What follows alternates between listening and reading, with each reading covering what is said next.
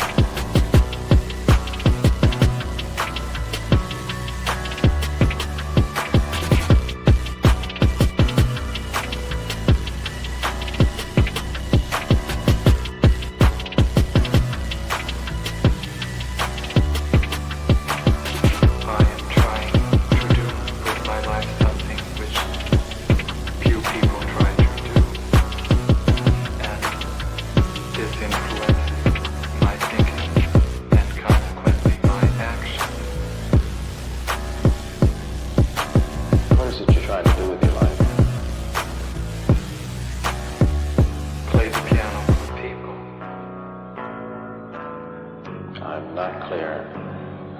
How is it that playing the piano for people has eventually resulted in your being here in the hospital?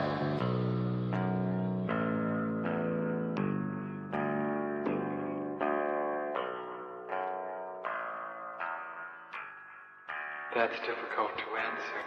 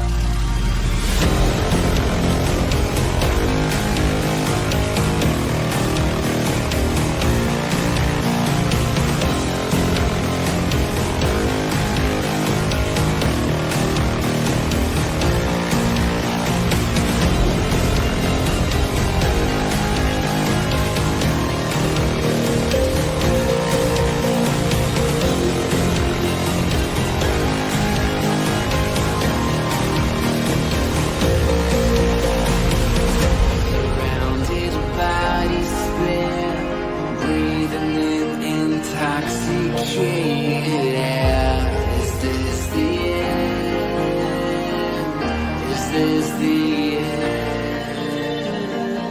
There's a noise inside my head of crying people facing death.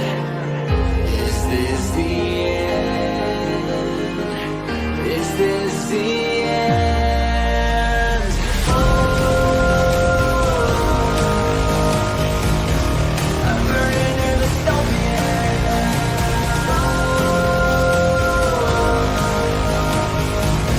There's no place to hide.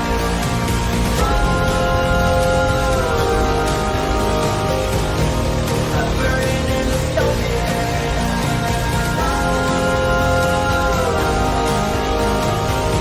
This is big final time. What have we done to the world?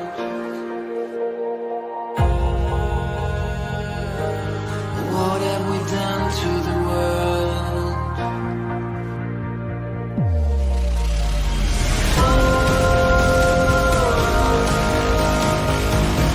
I'm burning in the dystopia.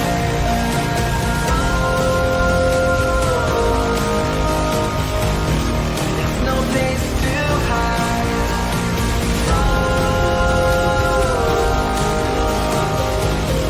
I'm burning in the dystopia.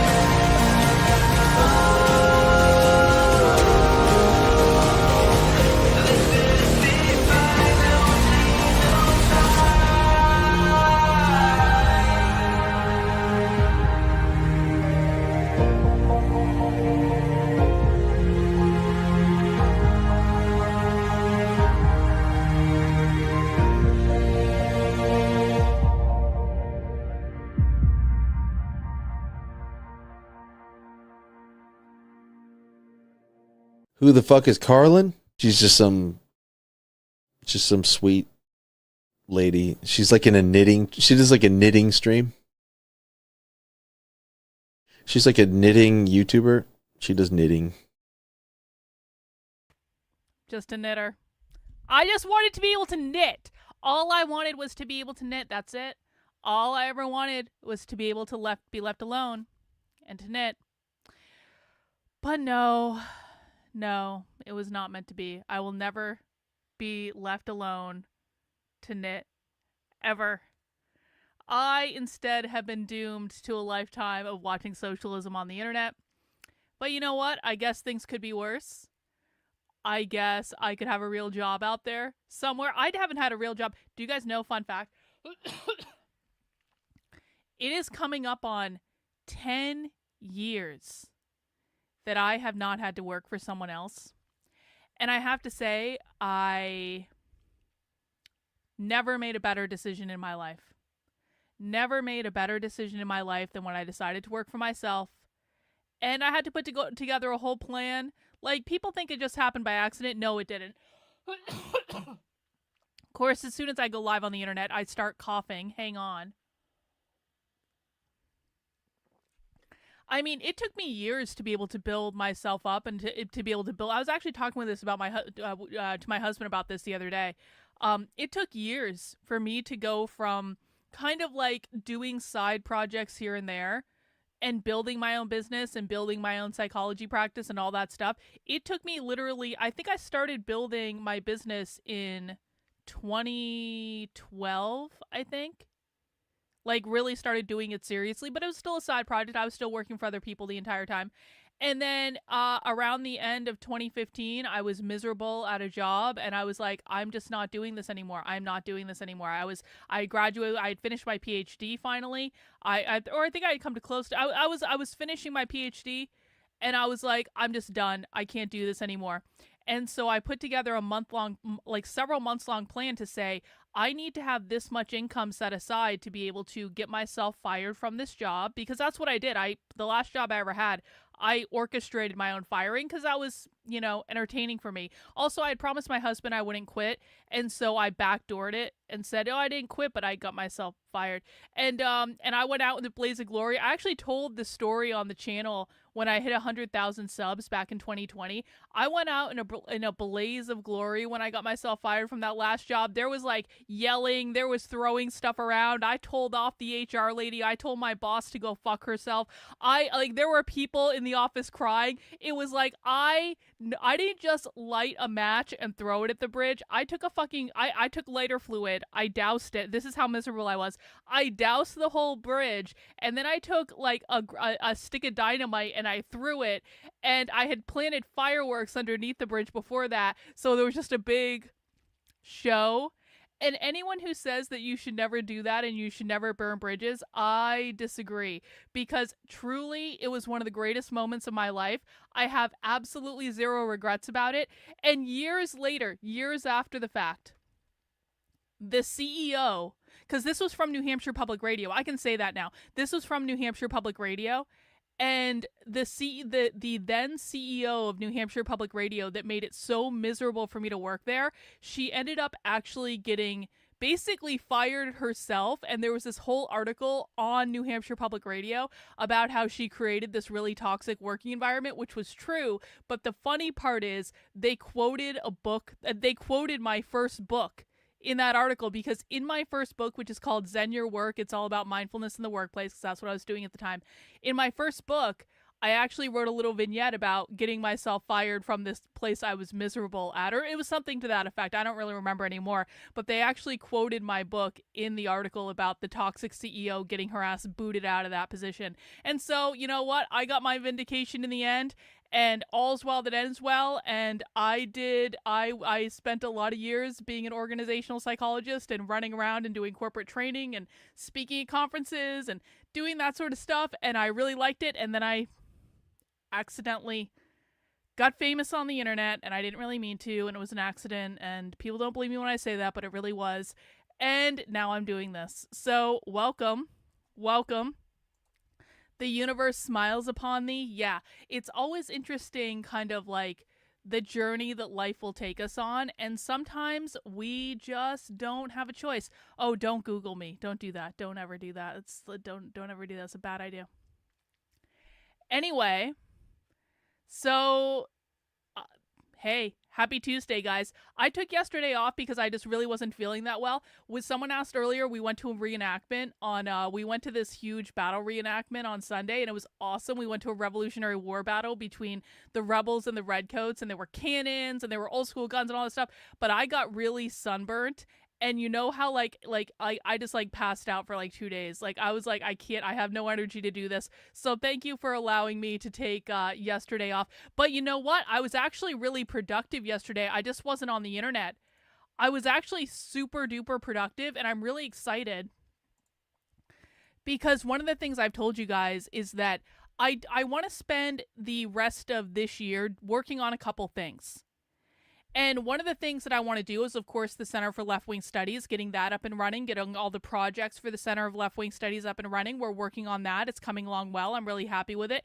If you have volunteered for the Center of Left-Wing Studies, you're going to be getting more information this week, so sit tight. You don't need to do anything yet.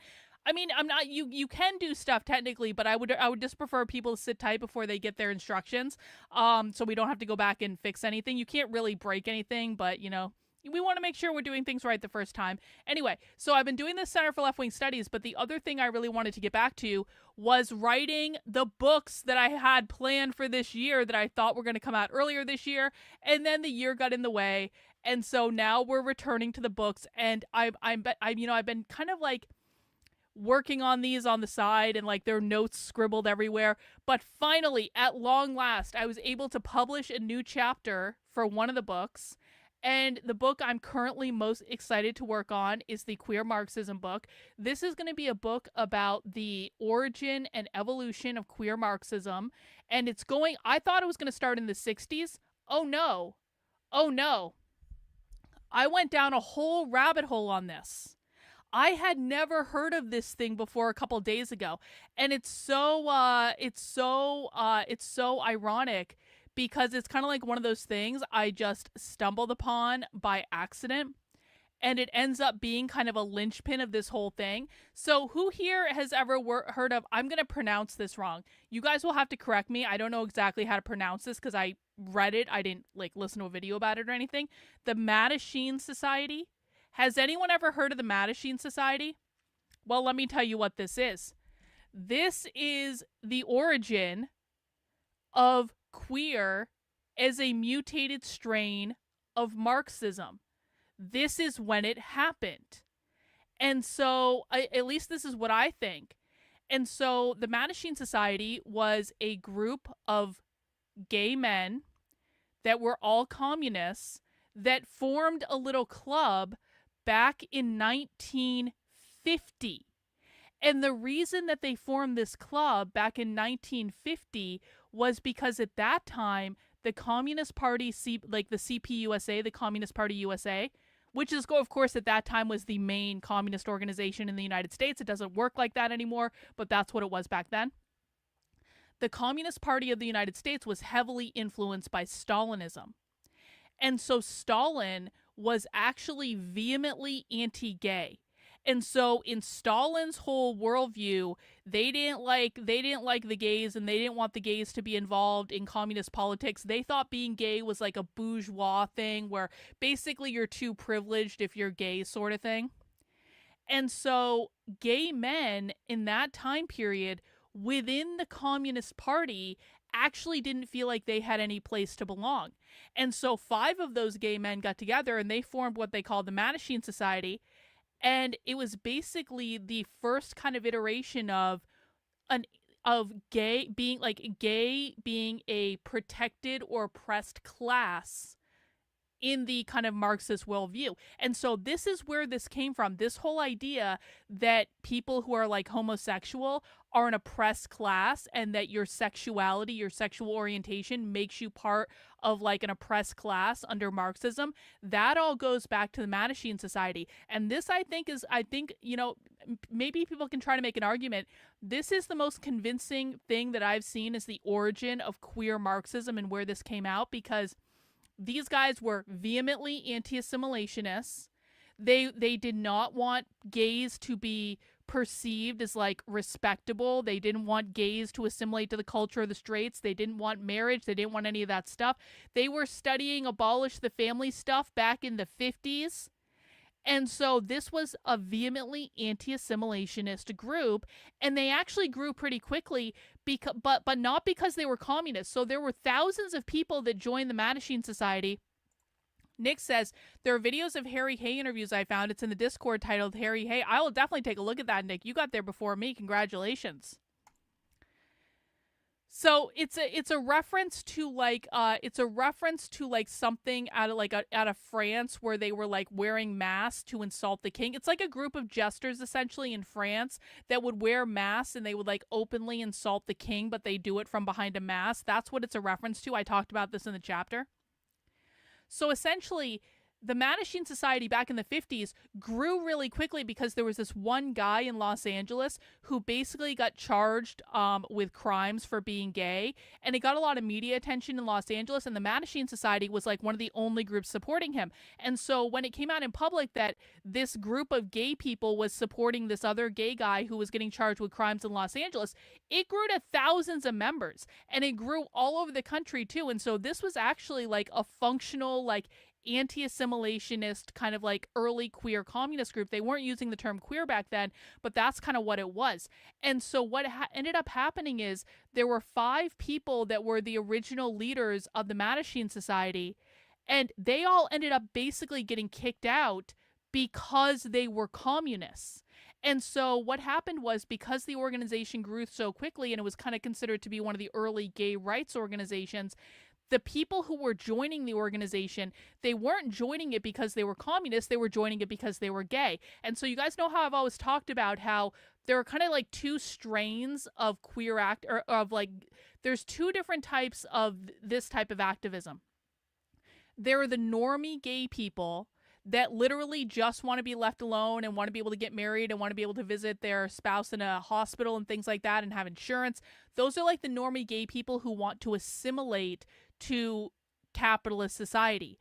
Then there are queer activists who do not want to assimilate, who do not want to get married, who do not want to serve in the military, who do not want any of that. And these two different types of activism kind of run side by side with each other. Well, the Mattachine Society was an example of where there was like an early splinter between, here are all these gay people that just kind of joined this thing, not understanding that it was a communist organization, but because they just wanted to be treated fairly and they didn't want to be arrested for who they were having sex with, which I think maybe some of us can kind of understand. That might be like a legitimate grievance. I know some of you don't agree with it. That's fine. But I think we can understand why gay people who just want to, like, you know, be left alone, like, I think we can understand why they might want that, right? And then you had the leaders of the Mattachine Society, the 5 guys who started it, who were vehement communists. They were anti-capitalist. They were anti-assimilationists. They didn't want to get married. And so what happened, because there was such a big influx in membership, the queer side of it got kicked out. And the whole thing basically got rebranded as more of a liberal, normie gay rights organization, and they tried to erase any history related to communism, even though it absolutely started out as kind of a rebellion to the Communist Party at that time being against gay people. So this is I think, the original mutation that happened to make queer Marxism kind of an offshoot of, you know, traditional Marxism and Stalinism in that particular case. So it was actually a really fascinating rabbit hole to go down, and I wrote a chapter about it. You can read this chapter, of course, on the Red Menace Collective. Now, I know we haven't talked about the Red Menace Collective in a while. The Red Menace Collective is a separate Substack from my main Substack, so you guys got to know that I have like 10 different Substacks, okay? And so my main Substack is Karlyn, Karlyn.substack.com. It says Decode the Left at the top. That's my main Substack. If you're not signed up for that, please make sure you're signed up for that. It's really important. You can sign up for free. You can support my work on it, all that sort of thing. The Red Menace Collective is a different Substack. It's a completely different thing. And what the Red Menace Collective is the Red Menace Collective is where I publish draft chapters of books I'm writing before I actually publish the book, so you guys can actually read the books as they're coming together. Now, these are draft chapters. There's going to be typos, there's going to be errors, there's going to be things I go back and fix later. There might be little writing experiments that I do to try to, you know, play around with different things, and sometimes it works and sometimes it doesn't. So if you see something really weird, or the grammar's really weird, or things like that, or you can recognize sometimes when I'm just doing an experiment just to see what happens, because that's just what writing is. This is like you're seeing into the creation process of these books, and you're seeing the information come out in real time, so you don't actually have to wait until I've published the books to read the things I'm writing about. And quite frankly, sometimes I might write things that I think are going to go in the book, and I might even put them up on the Red Menace Collective, and then I take them out later, because, you know, sometimes that just happens when you're writing a book. And so you get all the inside knowledge on it. This is a premium Substack. Again, this is completely separate from my main Substack, so it's like another product, okay? And this is $10 a month, $100 a year. You get access to draft chapters of my books as I'm writing them. I've already written 4 books this year, and you also get access to PDF downloads when the books are done. So you don't, if you just want a PDF download of the book and that's all you really want, you will get access to that as a member of the Red Menace Collective, as my thank you for supporting my work. You can, of course, go to Red Menace Press, which is, where the hell is it? I thought I had it pulled up. I guess not.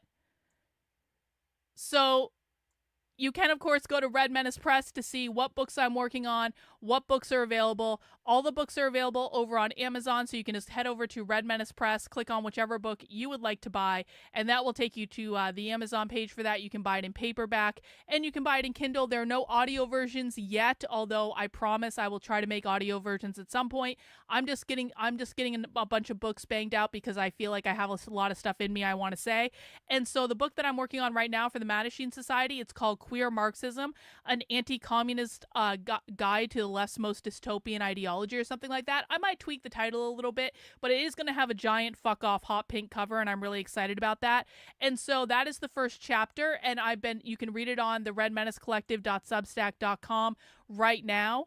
and I'm already working on subsequent chapters. This is a book I've actually been tinkering around with for a while. I just haven't published anything on it.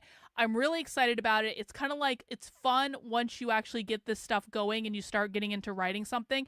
And quite frankly, it's much more rewarding for me than spending time on Twitter, because Twitter kind of sucks. Have you experienced any challenges or drawbacks while working on these books? No. In fact, self-publishing, starting my own publishing company and just publishing all my own stuff and not having to go through traditional publishing, it makes things so much easier. And I actually end up making more money. I've already made more money off of some of my books than I made off of books that I got published through traditional publishing companies.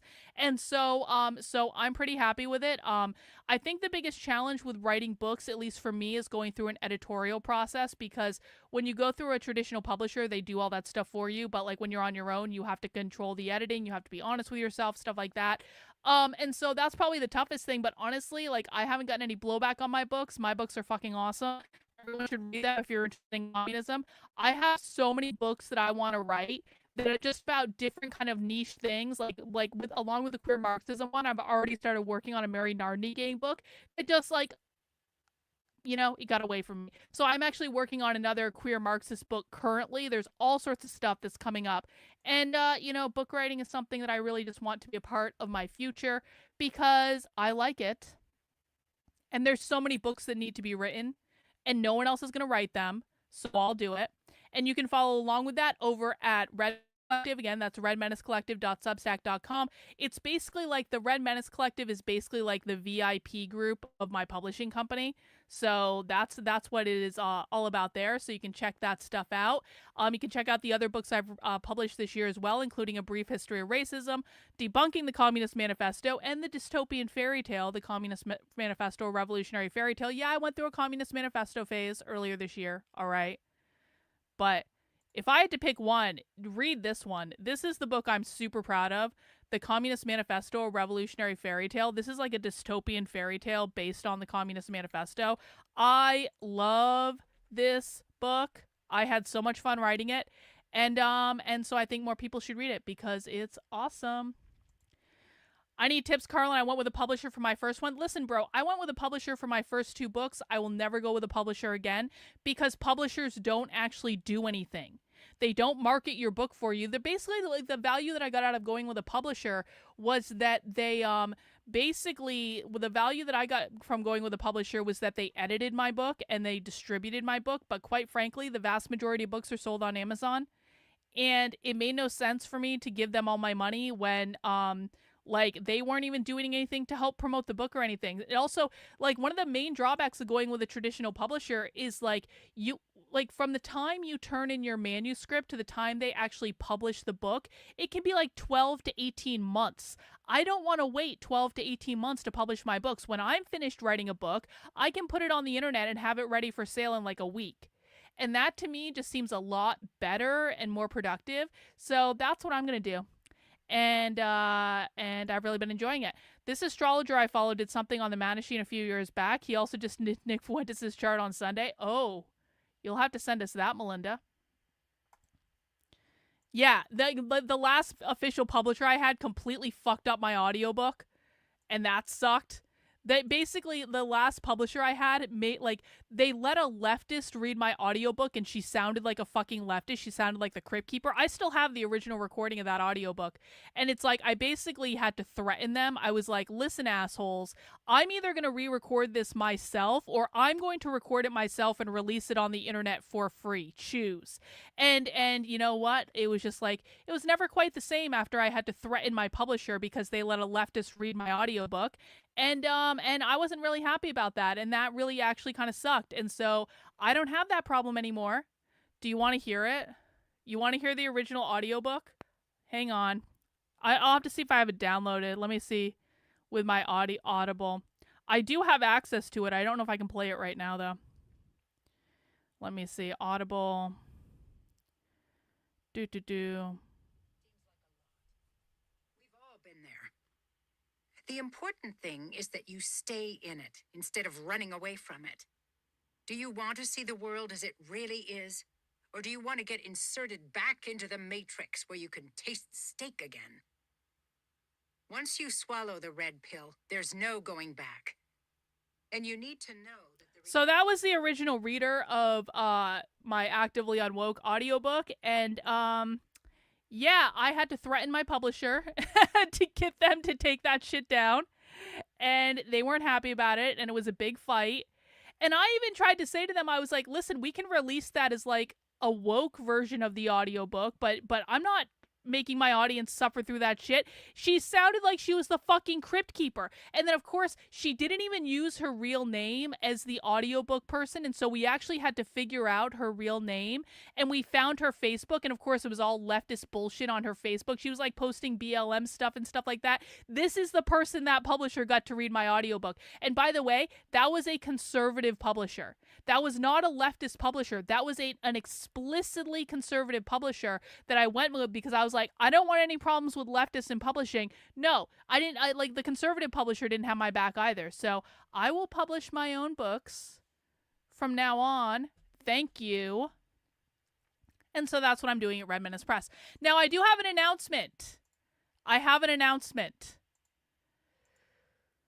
So, for the longest time, my merch store has been the Unwoke Art merchandise store. And you guys haven't seen me talk about the merch lately because I've been going through a little bit of an identity crisis with the store. Because although I personally love the name Unwoke Art, I love the alliteration, I like that it's short, I personally have been having such a hard time with the word woke lately. And I know this is difficult for me because I branded everything I was doing as unwoke, and I kind of owned that word until Ted Cruz tried to steal it from me. But even still with Ted Cruz trying to steal it from me, writing a book called Unwoke like a year and a half after I wrote a book called Actively Unwoke, go fuck yourself, Ted Cruz.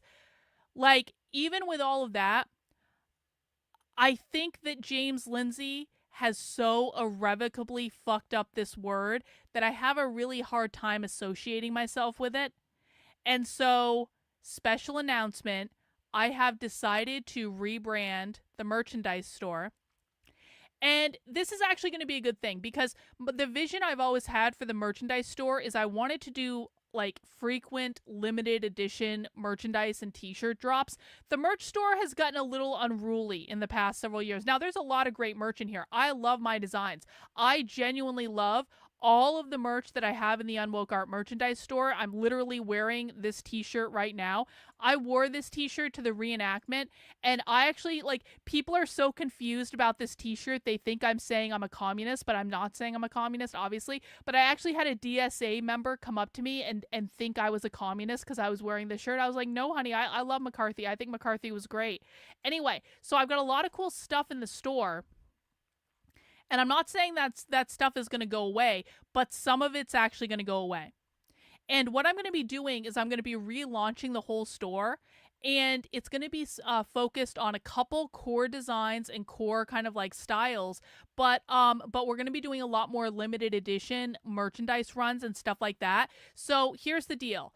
In order to kind of like have this transition, and I'm not going to tell you what the name is yet. I will tell you it's in the Red Menace family because I've already decided what it is. It's in the Red Menace family. We're going to be continuing the whole I just the way that I owned Unwoke for a couple of years, I'm now going to own the term Red Menace, I've decided, on the internet. And so it is going to be kind of in that family. But I'm going to be taking down a lot of the stuff and kind of re-releasing it every once in a while as like a classic section. But I really want to use this. I have so many designs that I want to launch and actually do a big to-do over. So I'm basically kind of rebranding the whole store. What does that mean for you guys? Well, for the rest of the week, if there are any designs that you guys want, now's the time to get them. Because I will be taking a lot of the designs out of the store's kind of like permanent collection. That's not to say they won't be available. I'm sure I still will make them available on occasion. Again, I love so many of the designs that I made. I think they're fucking awesome. And I wear them all the time. I wear almost exclusively my own merch. Like, I made my merch because I love it and I want to wear it. But the moral of the story is that a lot of the stuff is going to be coming down. And so if you would like to pick up some of these designs, now's the time to do it. And if you spend over $100 in merch in the merch store this week, you're automatically going to get 25% off everything. So it's actually a really good sale. If you want to pick up a whole bunch of t-shirts, then you can actually get a pretty big discount on those t-shirts. If you have some other stuff that you've been eyeing and you've been kind of waiting for me to do a sale or something, now's the time to do it. If you spend a minimum of $100 on the site, you will automatically get 25% off your whole order. There's a lot of stuff on the site you can choose from, and a lot of it's going to be coming down. And again, I'm not saying it's never going to come back. I'm not saying if you beg me in DMs to, give you access to it again, I probably would do it. But I'm trying to like do a relaunch with the store where it's going to be much more focused on like special limited edition stuff. And so I just need to clean it up. I need it to be a little bit cleaner. I need there to be less items. There's just a lot to manage. And I think that's been part of my consternation about the whole thing, is it kind of ballooned out of my control. So now's the time to shop in the store. I'm going to be changing the name. You're still going to be able to get there from the Unwoke Art domain, so you don't need to worry about that or anything. But I think this is going to be a good development. I'm a little heartbroken about it, just because I do actually like the name, but I can't roll with the word woke anymore. I just can't do it. James Lindsay has fucked it up beyond all repair. No one even knows what it means anymore. And when words don't mean things, I think that we kind of need to move on from them. Also, I'm kind of building a brand, and I have a vibe right now around this whole Red Menace Plague Doctor stuff, and I'm really liking that because in my heart of hearts, I am a 80s horror movie fan, and I like that sort of thing. And so I think it'll be a good change. Change is good. Change, we can evolve and stuff like that. Yep, it's a sign from the universe. Time to let it go. Sometimes we just got to let things go. We just got to move on. And that's totally cool, man. Totally cool. So you do have a chance to pick up some awesome merch. Check out the store. See what's in there. There are t-shirts in the store, by the way, that I haven't even talked about all that much. Like if you just go to full catalog and you go to newer products, you'll see there's some t-shirts in the store that I haven't even really talked about, that I haven't even really marketed. You can even get the bonfires are needed shirt. Like, how cool is that shirt? That's probably still going to be in the store, if I'm honest about it. That store is that shirt's awesome, and I want it. And basically in my merch store, I make merch that I like. And then if you guys want to buy it and you guys want to give it as gifts, that's fine too. Do you guys want to know? You guys want to know something funny?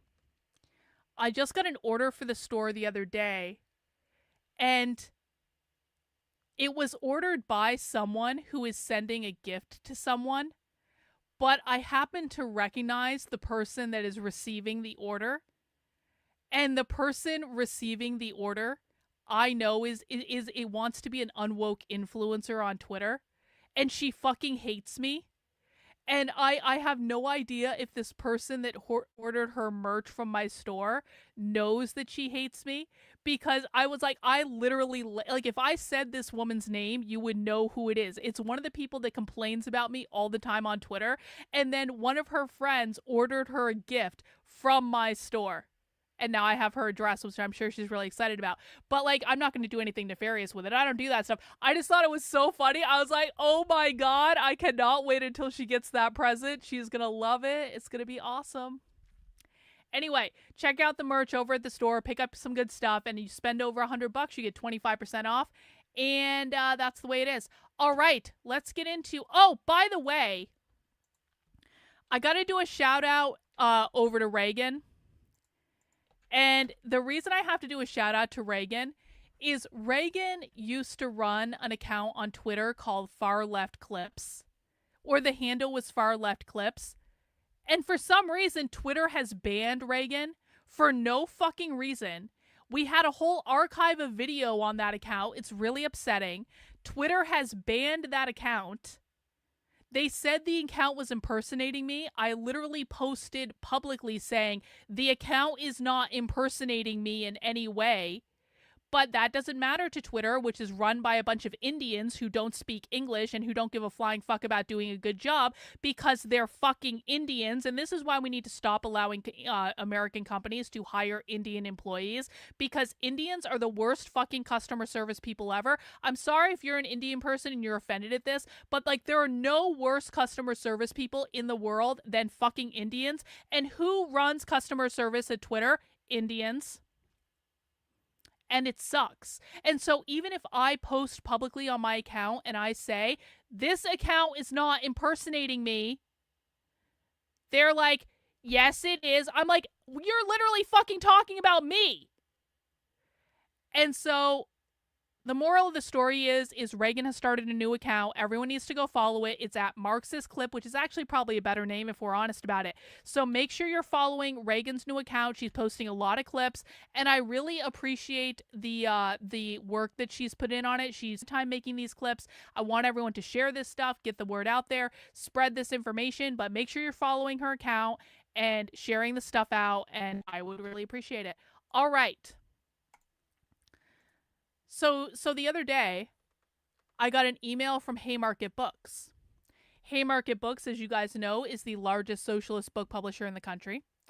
And Haymarket Books was partnering with this organization, which I can't even read because it's in hot pink, for a summer school training program starting today. Worker power is the heart of democracy. Okay. Well, anything that Haymarket Books is doing, I kind of want to be involved in. So I clicked on it. I signed up for it. And I said yesterday when I took the day off, I was like, we're going to do a spy stream tomorrow. I thought this was going to be the spy stream. But it turns out they're doing something weird with it where basically this wasn't a live presentation. It's an organization that Haymarket Books is sponsoring for this series of presentations. It's like a non-profit organization. And what they did is they sent out a video of a pre-recorded presentation a couple hours ago at the time listed on the event. But it wasn't a live thing that you could like join a Zoom or something. But they're only keeping the presentation up for 24 hours. So that's a little weird. And I want to know why they're only keeping the presentation up for 24 hours, because if it's a pre-recorded presentation, wouldn't you want as many people to see it as possible? Why are you only allowing people to watch this presentation for 24 hours? But the good news is that, of course, I have the link to the video, and we're going to watch the presentation. And we're going to find out what they only want on the internet for 24 hours. And this way, we will be doing a favor to them. We will be recording their presentation and making sure it is still available for people to watch after the 24-hour period. And so don't worry, guys, since you're putting this publicly on the internet, you know, the internet, nothing lasts on the internet for just 24 hours. I'm just saying, you're sending out mass emails here. Like, we can still watch your presentation on a live stream, which is exactly what we're going to do. And so this is what we're going to be watching today, guys. This is hosted by an organization called the Margaret Casey Foundation, which is working directly with Haymarket Books on this. I have no idea what this foundation does other than they're sponsored by a socialist company. So I'm going to assume they're a bunch of far leftists. This is the title of the presentation. Worker power is the heart of democracy. Power is never given freely. It must be taken. Oh, yeah? Power isn't given freely. It must be taken. And right now, shareholders extract it while working people pay the price. But from the picket line to the policy fights, a rebellion is brewing. Join us to hear from essential voices in the movement for racial and economic justice, from exploring how inventive economic policies can ensure corporations deliver for workers instead of to just CEOs, to what a ground-up resistance looks like in action. This session is about more than wages or worker power. It's about who has a say in our democracy, yada, yada, yada, whatever, whatever. We're going to hear from Carmen here, the CEO of the Margaret Casey Foundation, which apparently has over $252 million in grants. See, this is why I needed to start a nonprofit. This is literally why I needed to start a nonprofit. This foundation has $252 million in grants. Can we all work on finding me $252 million worth of grants? I can take them now. I'm a nonprofit. I can do that. I'm just saying, can you imagine how much stuff we can do for $252 million? Crazy. So, got all these people on here. We're going to listen to what they had to say. And mostly, I'm interested in this because they don't want us to see it. For some reason, they only want this on the internet for 24 hours. And I want to know what it said. And so, we're going to watch it. And that's what we're going to do today. So, rather chill day, guys. If you're here for it, please mount the like button for me. I would appreciate it. Let me get the presentation up. We'll get the chat on the screen. I wonder if I can download this. Can I download this file in my video downloader? Let me see.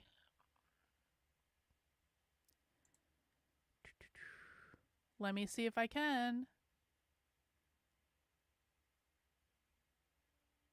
Oh, uh-oh. Looks like I can get the video file. Looks like that's downloading. Uh-oh. It's not a secret presentation anymore. Uh-oh. Anyway, let's get this party started. And we're going to see what they had to say.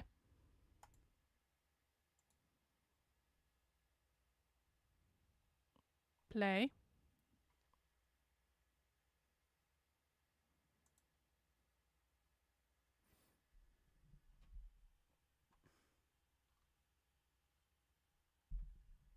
Okay. No one takes responsibility. We got it.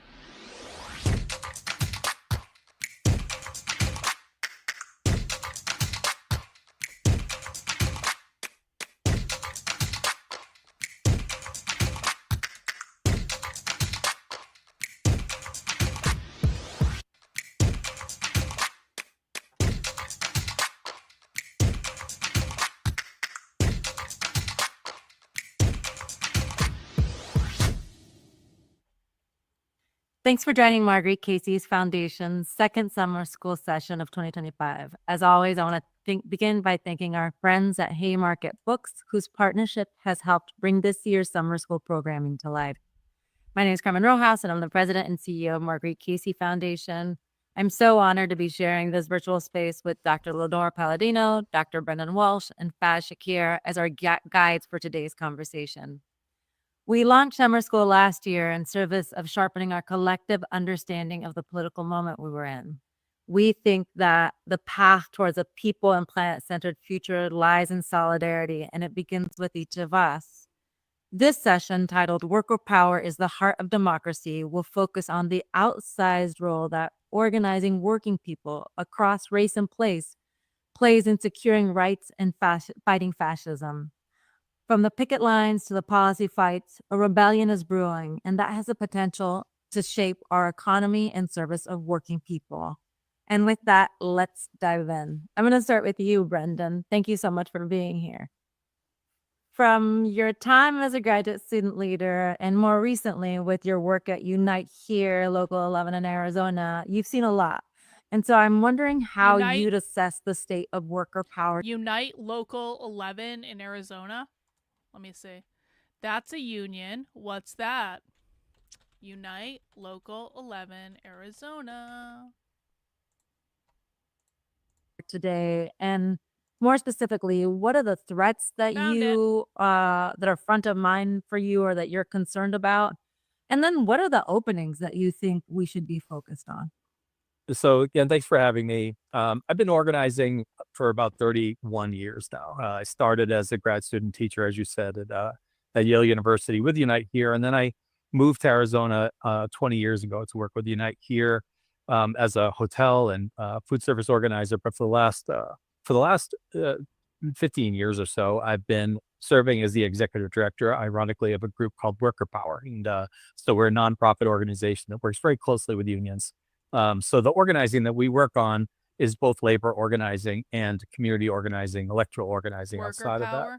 And I feel like, when we look at the state of working people or the situation for working people in the United States today, of course, it's as bad as it's ever been in many respects. Labor law is completely in favor of companies. There are many, many limits on the tactics that workers. So this is one of those instances where the socialists are being so sneaky about what they're doing, and I want people to really pay attention to this. There's not going to be any mention of socialism or communism on this call. But are these socialists and communists? Yup. We know they're socialists and communists because of who they're working with. We know they're socialists and communists because of the strategies they're talking about. We know they're socialists and communists from the language that they're using. And but if like a normal person was going to see this, they might not have any understanding of how far left that this actually is, because they're not going to say it. They're just trying to kind of like get people to believe, oh, we just want to fight for workers' rights and empowerment and blah blah blah, and we just want to make working conditions better, when in fact they are utilizing the unions to organize a far left political agenda. Can use for striking, for engaging in labor organizing, for building power for themselves, establishing respect in the workplace. But there are many fewer limitations on companies. In fact, the laws that do exist have very, very little penalties for companies. So they can do pretty much anything they want. And they universally fire and intimidate workers who try to form unions. So most workers who want a union, it's very, very difficult to have one. Immigration law is also, of course, in favor of companies who can sponsor and bring in different kind of workers with their, using their own political opportunities or let's say legal opportunities, whereas workers are left at the mercy of companies or of ICE or other situations. I would also just say that voting right now, the opportunities that working people have to take advantage of voting and express their voice that way is also largely controlled by right-wing ideologues who are, right now the Voting Rights Act was recently struck down, so gerrymandering is more rampant than ever.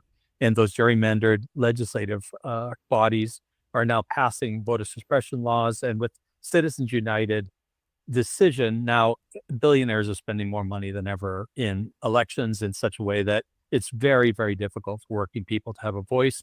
And even when Democrats are elected, for instance, you find that either party does very little for working people because they're very dependent on the donation. Democrats don't do anything for working people, you don't say. Socialists don't like Democrats? Wow. For working people to have a voice. And even when Democrats are elected, for instance, you find that either party does very little for working people because they're very dependent on the donations of wealthy people in the political system. So that said, I think it's very, very, very difficult for working people to have a voice or to build power. But in the face of that, it is clear to me that the tactics of movement building and union organizing that have always worked, which are all based in nonviolent direct action, strikes, boycotts, petitions. We even look at elections as a form of direct action, nonviolent direct action. They all work. They still work. They work the same as they ever have. It's very, very difficult to execute them with power. You have to have massive amounts of strategic acumen, discipline, focus, and commitment, and indefatigable energy to execute them, but they still work. And I'll point to just a couple of examples, like the UAW, for instance, in 2023, they did a massive series of strikes in Detroit, which resulted in historic victories in their labor, in their contracts, $30 an hour wages, et cetera. But it was an inspiration for workers across the country. And another organization is Unite Here Local 11, the organization I've worked with for a long time. In 2023, they struck at dozens of workplaces. 10,000 or more workers went on rolling strikes across Southern California and Arizona, struck almost every one of the workplaces. And they did so. It was not just about getting more wages. It was about the sustainable lives. It was about being able to live near where you work. It was about access to healthcare. And they ended up winning as a result of these strikes, massive increases. Even here in Arizona, where I live, they won $10 an hour raises over 4 years, but even more significantly, free health insurance and a pension. And you know that in these kinds of industries, nobody has a pension. But the interesting thing about the way Unite Here is approaching it too, and I think UAW, Worker Power is also starting to work with UAW on these kinds of things, is how do we turn that labor organizing then into people power outside of the workplace? And I feel like there's been a lot of energy. We take the leaders for the strikes in Unite Here have engaged in policy campaigns and fights for fair economic development. And, they've done last year, our organization knocked on 1.2 million doors in the elections to create a voice for working people. And that was led by strikers who understood what it took to win and were animating the rest of our groups. And I would say just in general, as that has turned into more political activity, more nonviolent activity, it's had an increased effect. And now there is a massive amount of oppression, but the resistance that's coming from Unite Here and community allies is exemplary.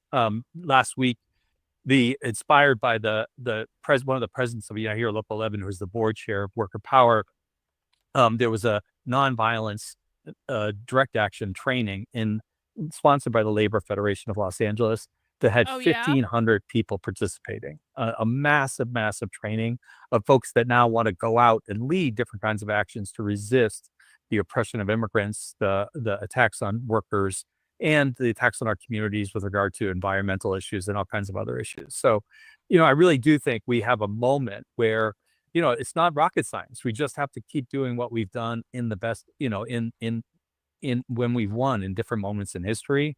It's very, very difficult, but it's also very exciting if you can get in and dig in and do the work. Do the work. Thanks so much, Brendan. I want to turn to you, Lenore. You read an amazing piece in the Boston Review arguing that building worker power and making an economy that works for working people is going to require the kind of organizing that Brendan described, but it's also going to require changes in corporate law.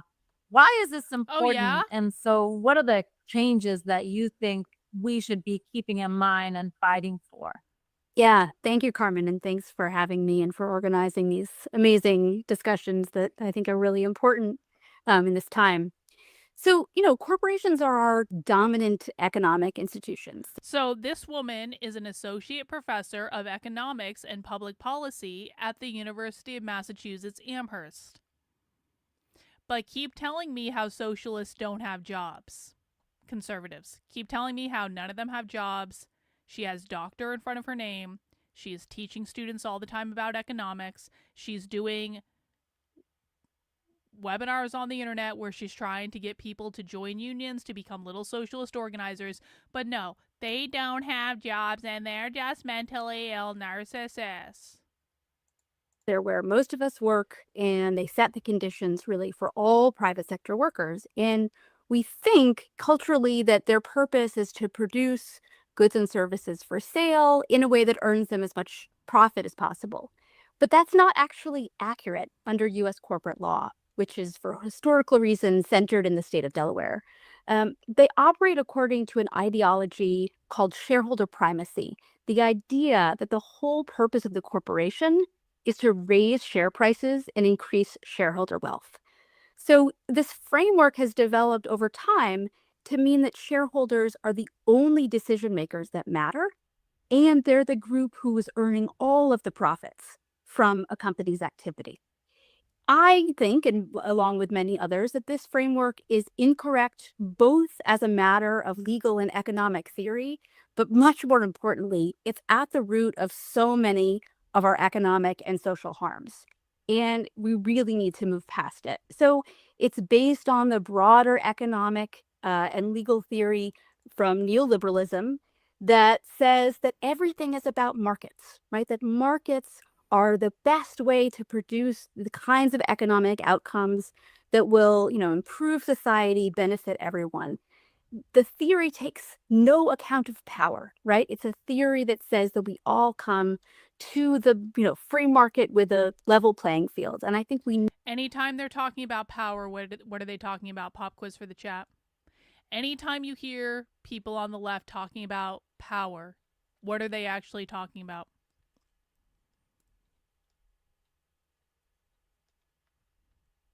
Let me see the answers in the chat. Anytime you hear the left talking about power, what are they actually talking about, do you think?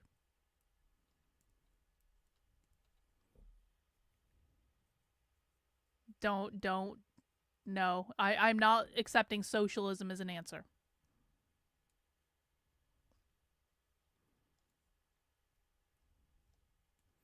Guys, listen to the question that I'm asking. When they are talking about power, what are they okay, no one's gotten the answer right so far, which makes me think that people aren't actually listening to what I'm saying. Literally no one's gotten the answer so far, so if you're repeating something that someone has already put in the chat, you are wrong.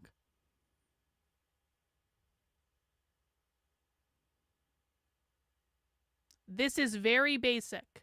Everyone's making it too hard because no one's listening. Everyone's making it too hard because no one's listening. When they're talking about power, what are they talking about?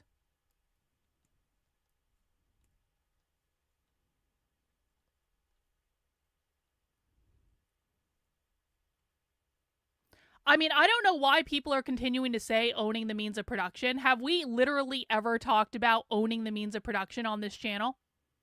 Why on earth would anyone be saying on this channel specifically, power means owning the means of production? Literally, no one defines socialism and communism like that except conservatives who don't know what the fuck they're talking about.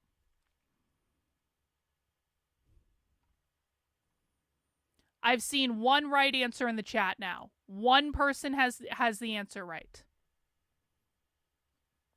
And I promise you it's not owning the means of production, which I literally never talk about.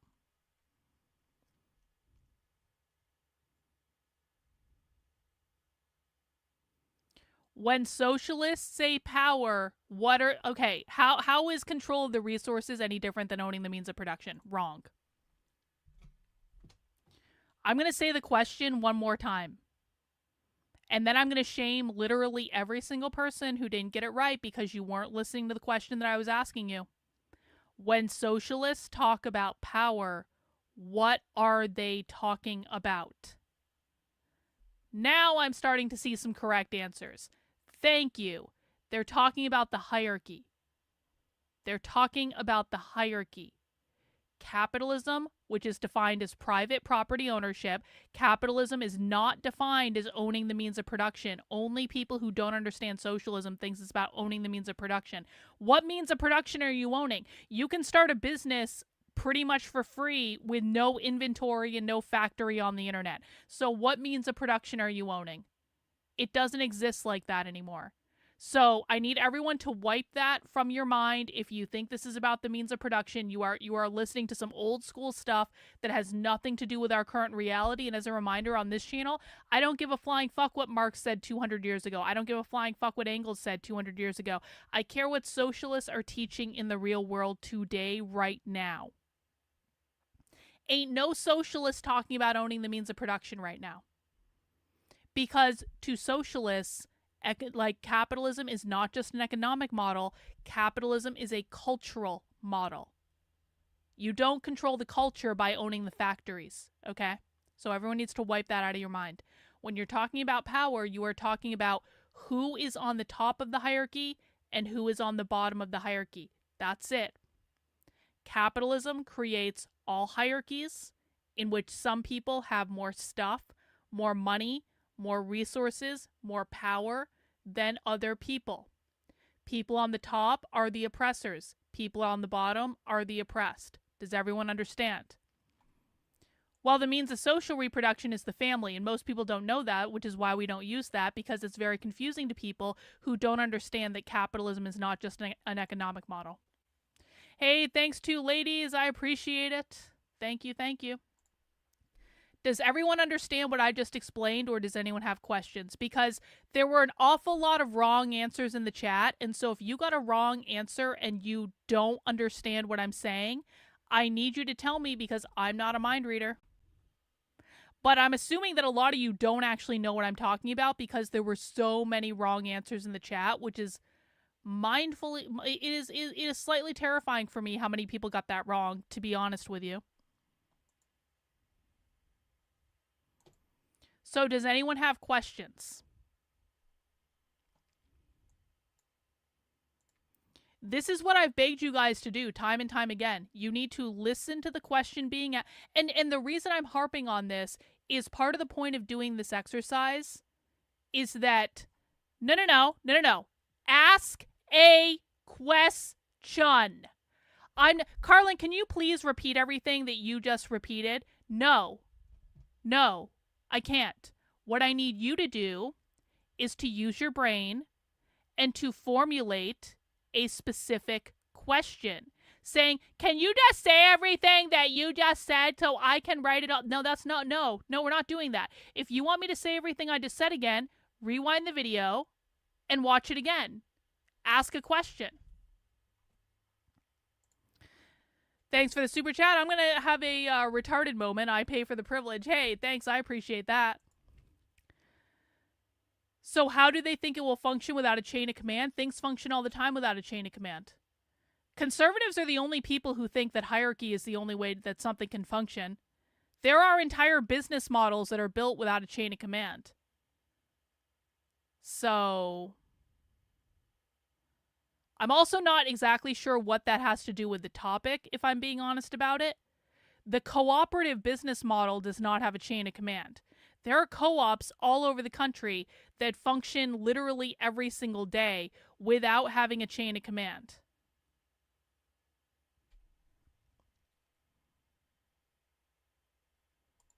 How do they think hierarchies are power?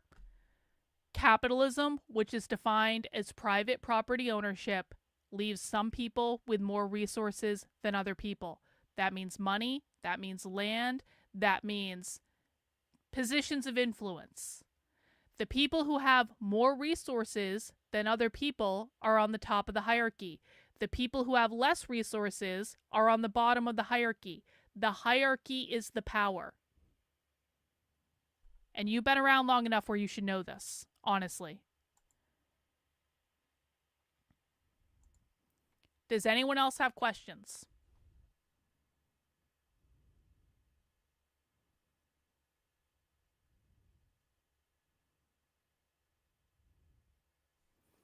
Well, see, this makes sense. You're a retired fighter, so you think of chain of command as all you know. But this is why I try to tell people all the time. It's like, you've got to understand that your way of seeing the world is not the only way to see the world. And so starting from a place of, there are many different types of people in the world who have different values, who have different experiences, who have different perceptions, who have different ideas. Our goal here is to learn how other people think. And so in your world, all you know is hierarchy. I'm not asking you to know things you don't know, but what I am saying is that the question has to be, what are their values and why are they different than mine? And how does that manifest in the real world? Like, you have to have, I guess what I'm saying is, you have to have some level of awareness that your way of seeing the world is not the only way to see the world. Let's see, over on Rumble, we got a question. Can it be standard operating procedure which allows places to operate with less hierarchy? No. No, that's not how that works. We're not going to go into the components of a non-hierarchical society right now, guys. I'm just going to be honest. That's not going to happen. So things like wealth, privilege, control over institutions, distort. No. That's not what that says. No. Making it too hard. Okay, let's just keep going. No, that's not true, but we need to understand how these ideas and theories are rooted in corporate law in order to change it. So I think it's incorrect to think about who matter, to think about only shareholders mattering inside corporations. We need to think about regulation by starting with the idea that private corporations never stand outside of the public realm, right? Governments are always shaping markets. We have these complex webs of interactions between households, businesses, and the state. And specifically, a corporation can't even exist as a business with limited liability and perpetual existence without a stamp of approval from a Secretary of State. It is a creature of the state. So what this means to me as a sort of foundational point is that we should have expectations that in exchange for giving corporations the privilege to operate with all these benefits, the public has a right to set the rules of social control of business. Oh, there But again, it that's is. not the framework that we have. And there it is. Because businesses have to register with the state in order to operate, the public should have a say in how the business operates. Did everyone hear that? What's wrong with that idea? We'll go back and listen again. The argument being made is a private business has to register with the state in order to operate the business. which is true. Every time I open a new organization, I have to fill out a little form and send the state of New Hampshire $50 for reasons past my understanding. And every year I have to send them more money to re-up the certificate that I have to be able to run that business for no good reason. And on the basis of that, this genius, who has doctor in front of her title, who teaches economics at the University of Massachusetts Amherst, is telling people because businesses have to register with the state, then the public should be able to decide how the businesses are run. No, genius. No, it really shouldn't work like that. Not like that at all.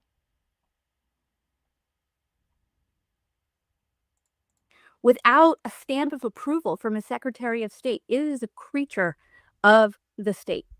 So what this means to me as a sort of foundational point is that we should have expectations that in exchange for giving corporations the privilege to operate with all these benefits, the public has a right to set the rules of social control of business. But again, that's not the framework that we have, and I think it's what we need to move towards. So just to briefly say a couple of the harms that I think this has created. The pressures that come from financial institutions and large shareholders are a major reason why corporations are pressing workers, are union busting, are keeping wages, as low as possible, and are outsourcing so many workers. Because when they are able to keep costs as low as possible, they're able to raise share value, right? They're able to raise those share prices, and that's how they see their entire responsibility. They union bust, they engage in trillions with a T, trillions of dollars of spending to artificially raise their stock prices through financial transactions like stock buybacks. This lets executives and financial institutions just make a ton of money, right? The framework. Yeah, I don't know why you keep bringing this up exactly, but I have literally never heard a socialist make any sort of argument about shareholder versus stakeholder. So I'm not sure where you're getting that, but I do not expect that we're going to hear that argument here at all. Really is in their service. So I think that we need a whole different set of responsibilities. There's many changes to make, but we need to move away from shareholder primacy and really establish a different framework so that corporations are operating as innovative enterprises with workers at the center. Thanks so much, Lenore. I'm wondering if you have an example of where another path was taken, even at the corporate level, right? Like at the business level, where a corporation isn't just motivated by shareholder primacy, but is actually motivated by a greater commitment to the public or planetary well-being. Yeah.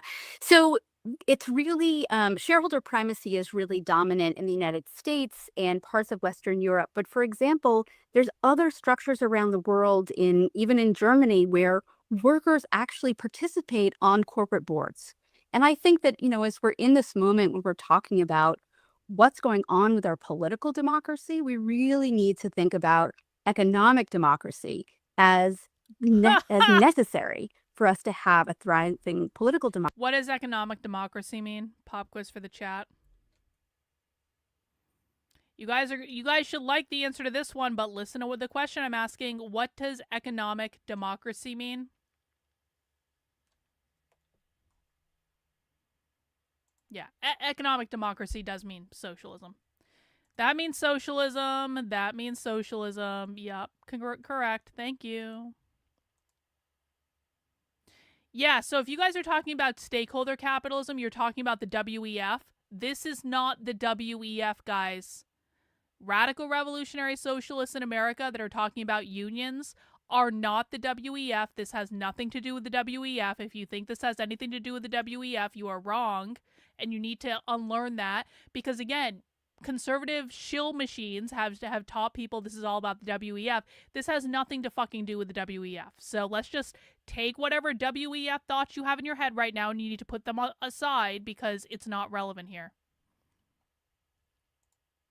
So one of the proposals that I think is really important is we need strong unions and we need the right to organize and collectively bargain. And I think we need a way for workers to have a voice in the business decisions of the corporation.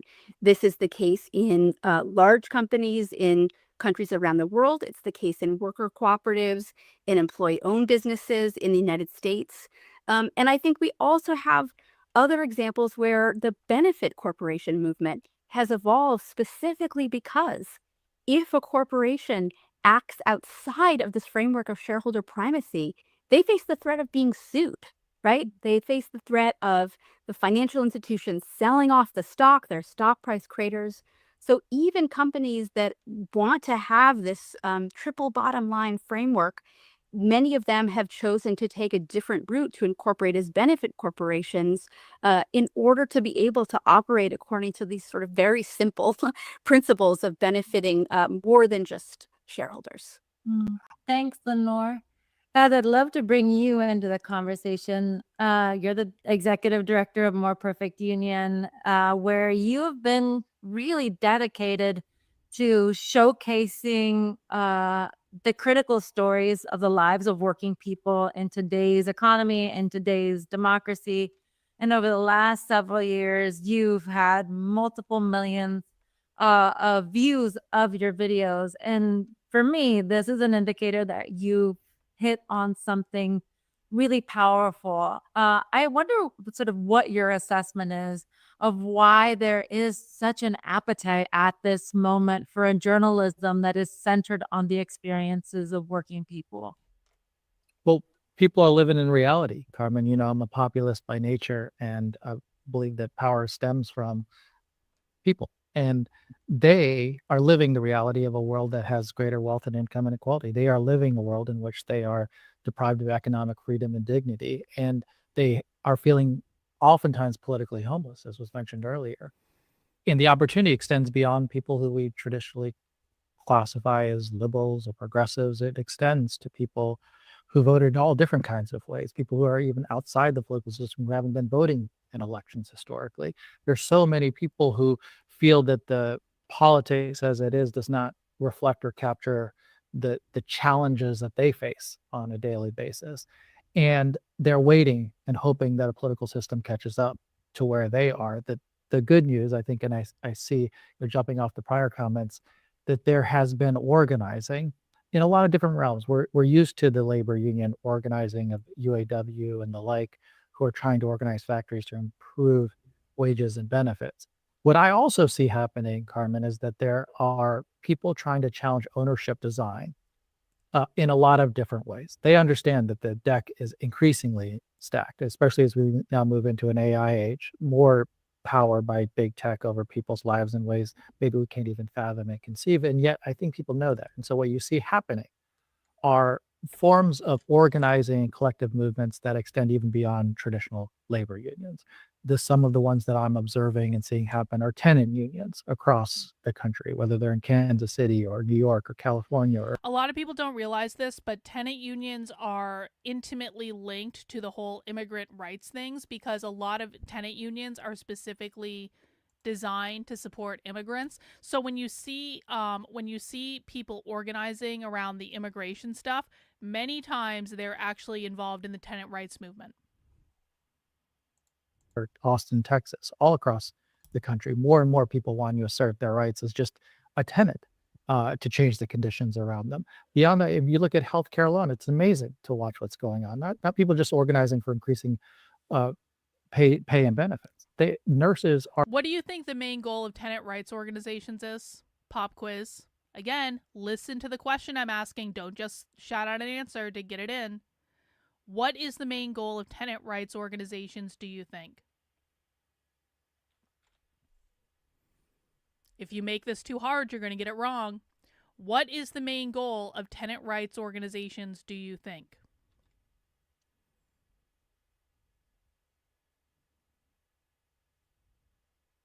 Yeah.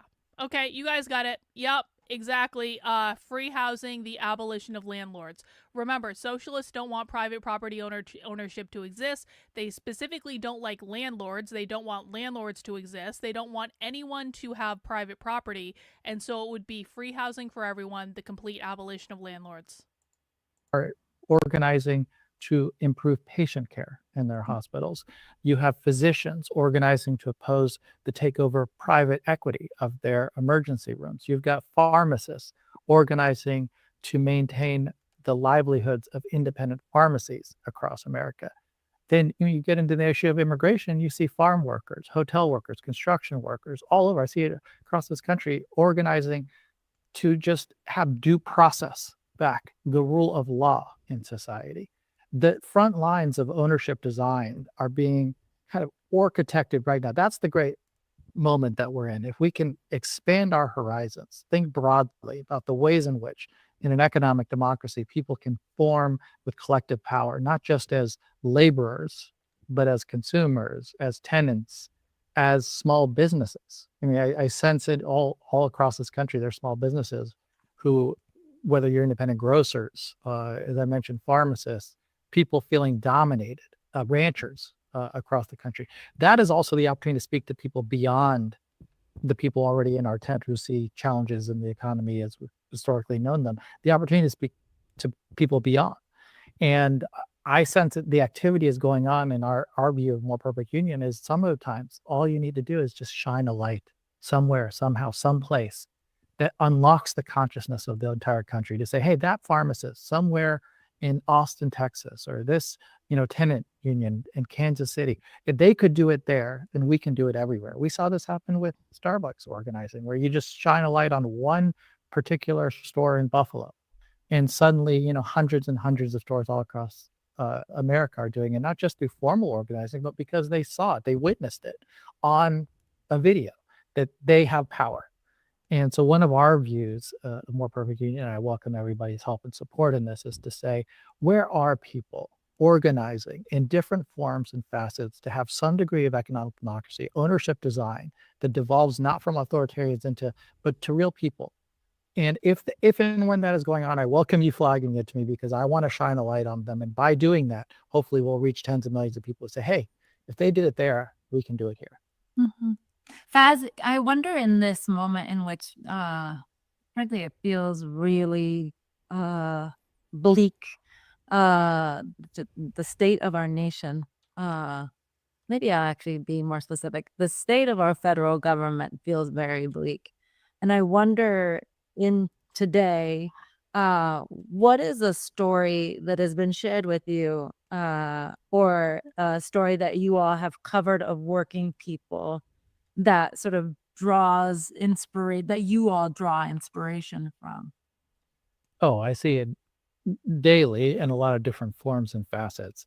I think a lot of people are feeling attacked, and regardless of how you vote, and I think there's increasing desires of them to vocalize and express some form of what I would deem to be progressive solidarity. So there are a lot of federal workers who have felt for the first time, if I'm a security worker, I've seen this in the Transportation Security Administration, they were under attack. You see federal workers who are park rangers in a lot of conservative areas. You see people who administer Medicaid, administer SNAP benefits across communities, and particularly rural communities, who I think, have different ideological persuasions than myself, who are finding in this moment that they need to go and they want to defend themselves and the work that they do, the labor that they provide, the communities that they represent.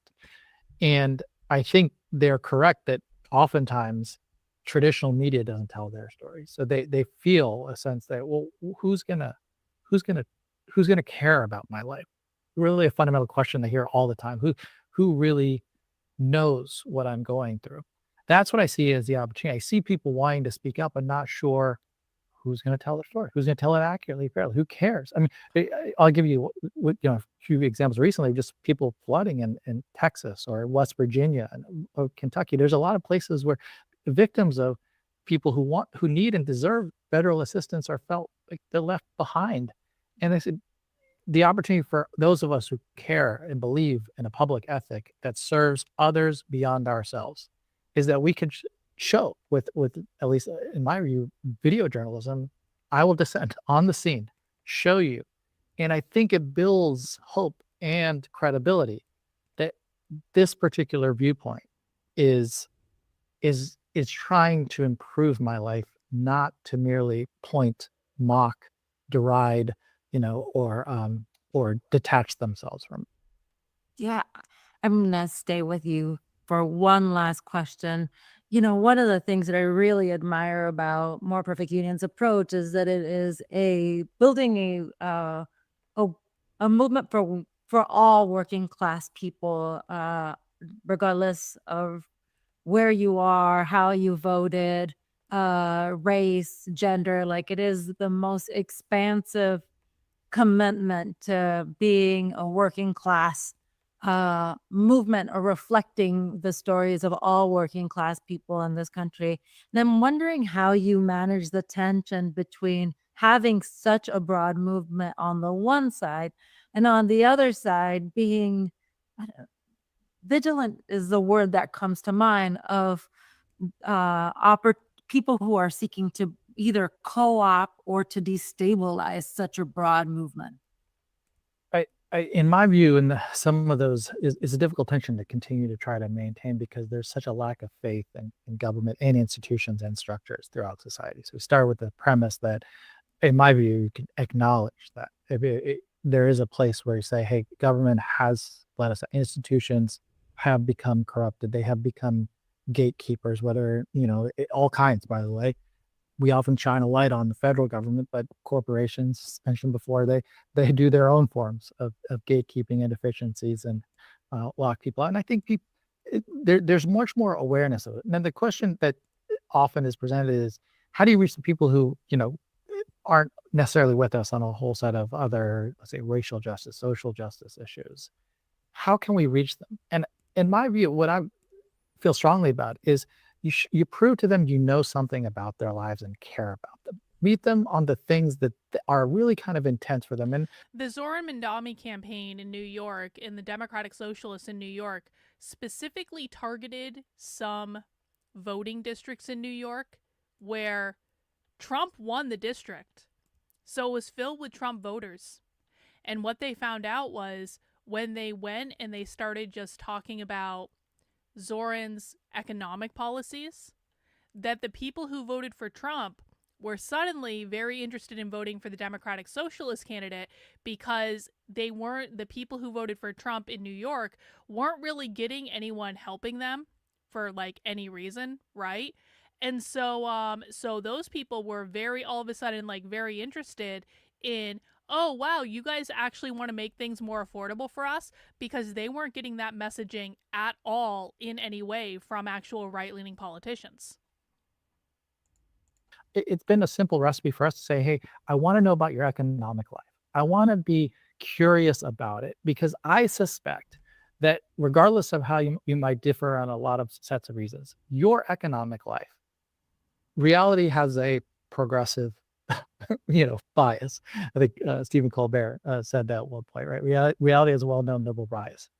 And if I can know about the economic conditions that you're facing, I suspect we can talk about corporate consolidation, corporate exploitation, corporate greed. We talk about inefficiencies in which your wages have been stagnant. We can talk about paid sick leave, universal child care. But it has to stem not from me telling you, but rather you telling me. I want to remain fundamentally curious about you as a rancher. What are the things you're going through?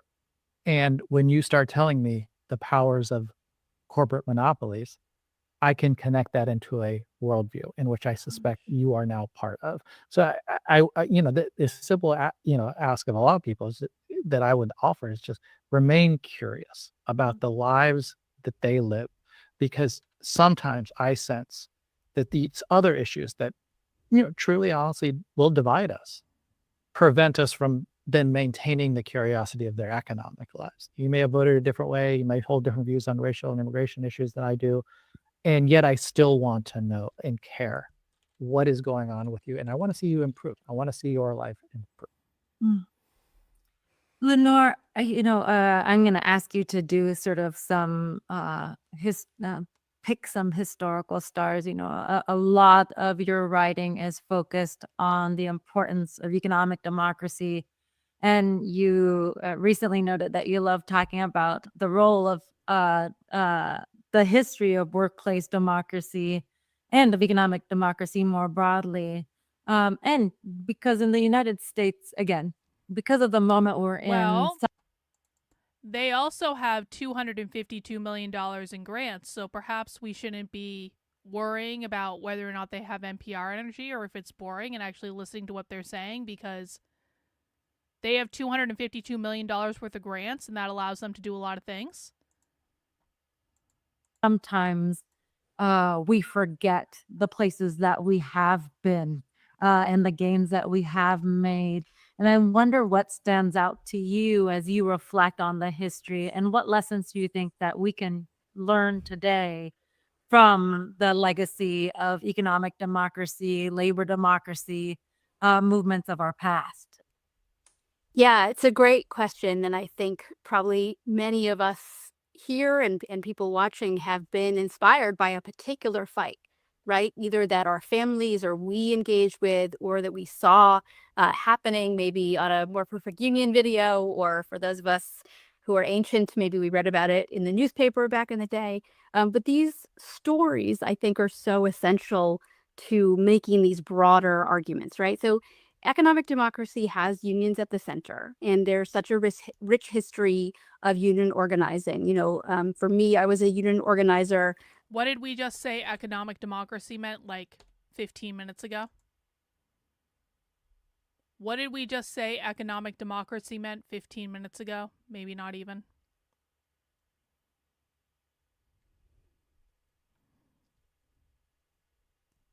Socialism. Okay, good. Socialism. Economic democracy means socialism. What did she just say? What is at the center of economic democracy? Let's see who was paying attention or who fell asleep because it was just too boring. What did she just say? What is at the center of economic democracy?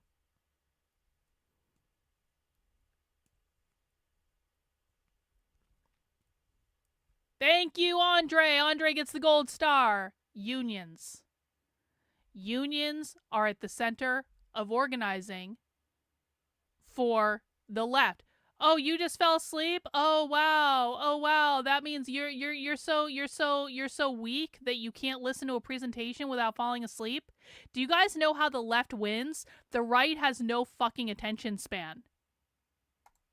All the left has to do is present something in NPR voice, and the right is like, this is too difficult. The right's like, we will do whatever we can to defeat the left. And then I'm saying, hey, you want to watch this presentation? They're like, this is just too hard. It's like, okay, you want to know why they win? Because of that right there. Of us who are ancient, maybe we read about it in the newspaper back in the day. But these stories, I think, are so essential to making these broader arguments, right? So economic democracy has unions at the center, and there's such a rich history of union organizing.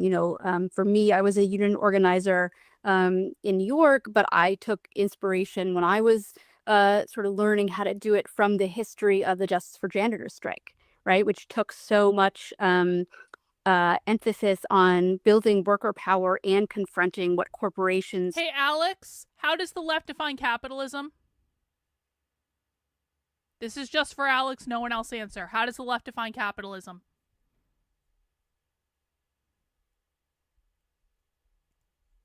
How does the left define capitalism? We're waiting.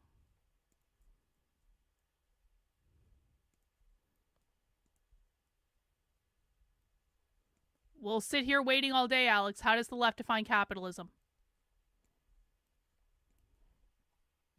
Nope, incorrect. So, Alex, either you're smart enough to be here or you're not. We take this seriously. I don't mind people making jokes in my chat, except when those people are overtly saying, this is too hard to listen to because it's so boring, and whining like a little bitch. Either you take this seriously or you don't. That is a completely incorrect answer. So you don't know basic 101 level stuff about the left. Even though this is not your first time on the stream, you should absolutely know this. But you're not, because you're not listening. For some reason. Why do people come to my stream and then not listen? I really don't get it. were doing and how pension funds and other institutional shareholders were. Oh, Alex still being a dick in the chat. Alex, you just got put in a 24-hour timeout, so now you have no choice but to listen, bro. Put in timeout, 24 hours, no more talking. If you don't know the guys, I promise you, if you don't know the answer to basic socialist questions 101, you should not be making jokes in my chat. You should be listening and you should be asking questions. And if you're not listening and you're not asking questions and you don't know basic 101 level information, and then you start dicking around in the chat, you're going to get silenced very quickly, so that you shut the fuck up, go to the back of the room, sit there, listen, and maybe you learn something, maybe you don't, but you're not going to be joking around and fucking off in the chat and distracting other people when you don't know basic 101 level information.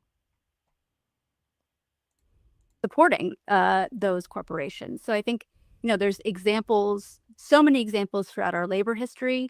And there's also examples of where workers are agitating to collectively engage in the business decisions of a company itself or in a whole sector, because the business decisions both deeply affect their lives, and also because workers are the ones who have the expertise to know how to improve the business, right? This is why, again, this framework of shareholder primacy not only is harmful and wrong, but it's also ridiculous, right? Because do shareholders who hold today a sliver of stock of a company in a mutual fund have expertise on how the business should improve? This is a professor of economics.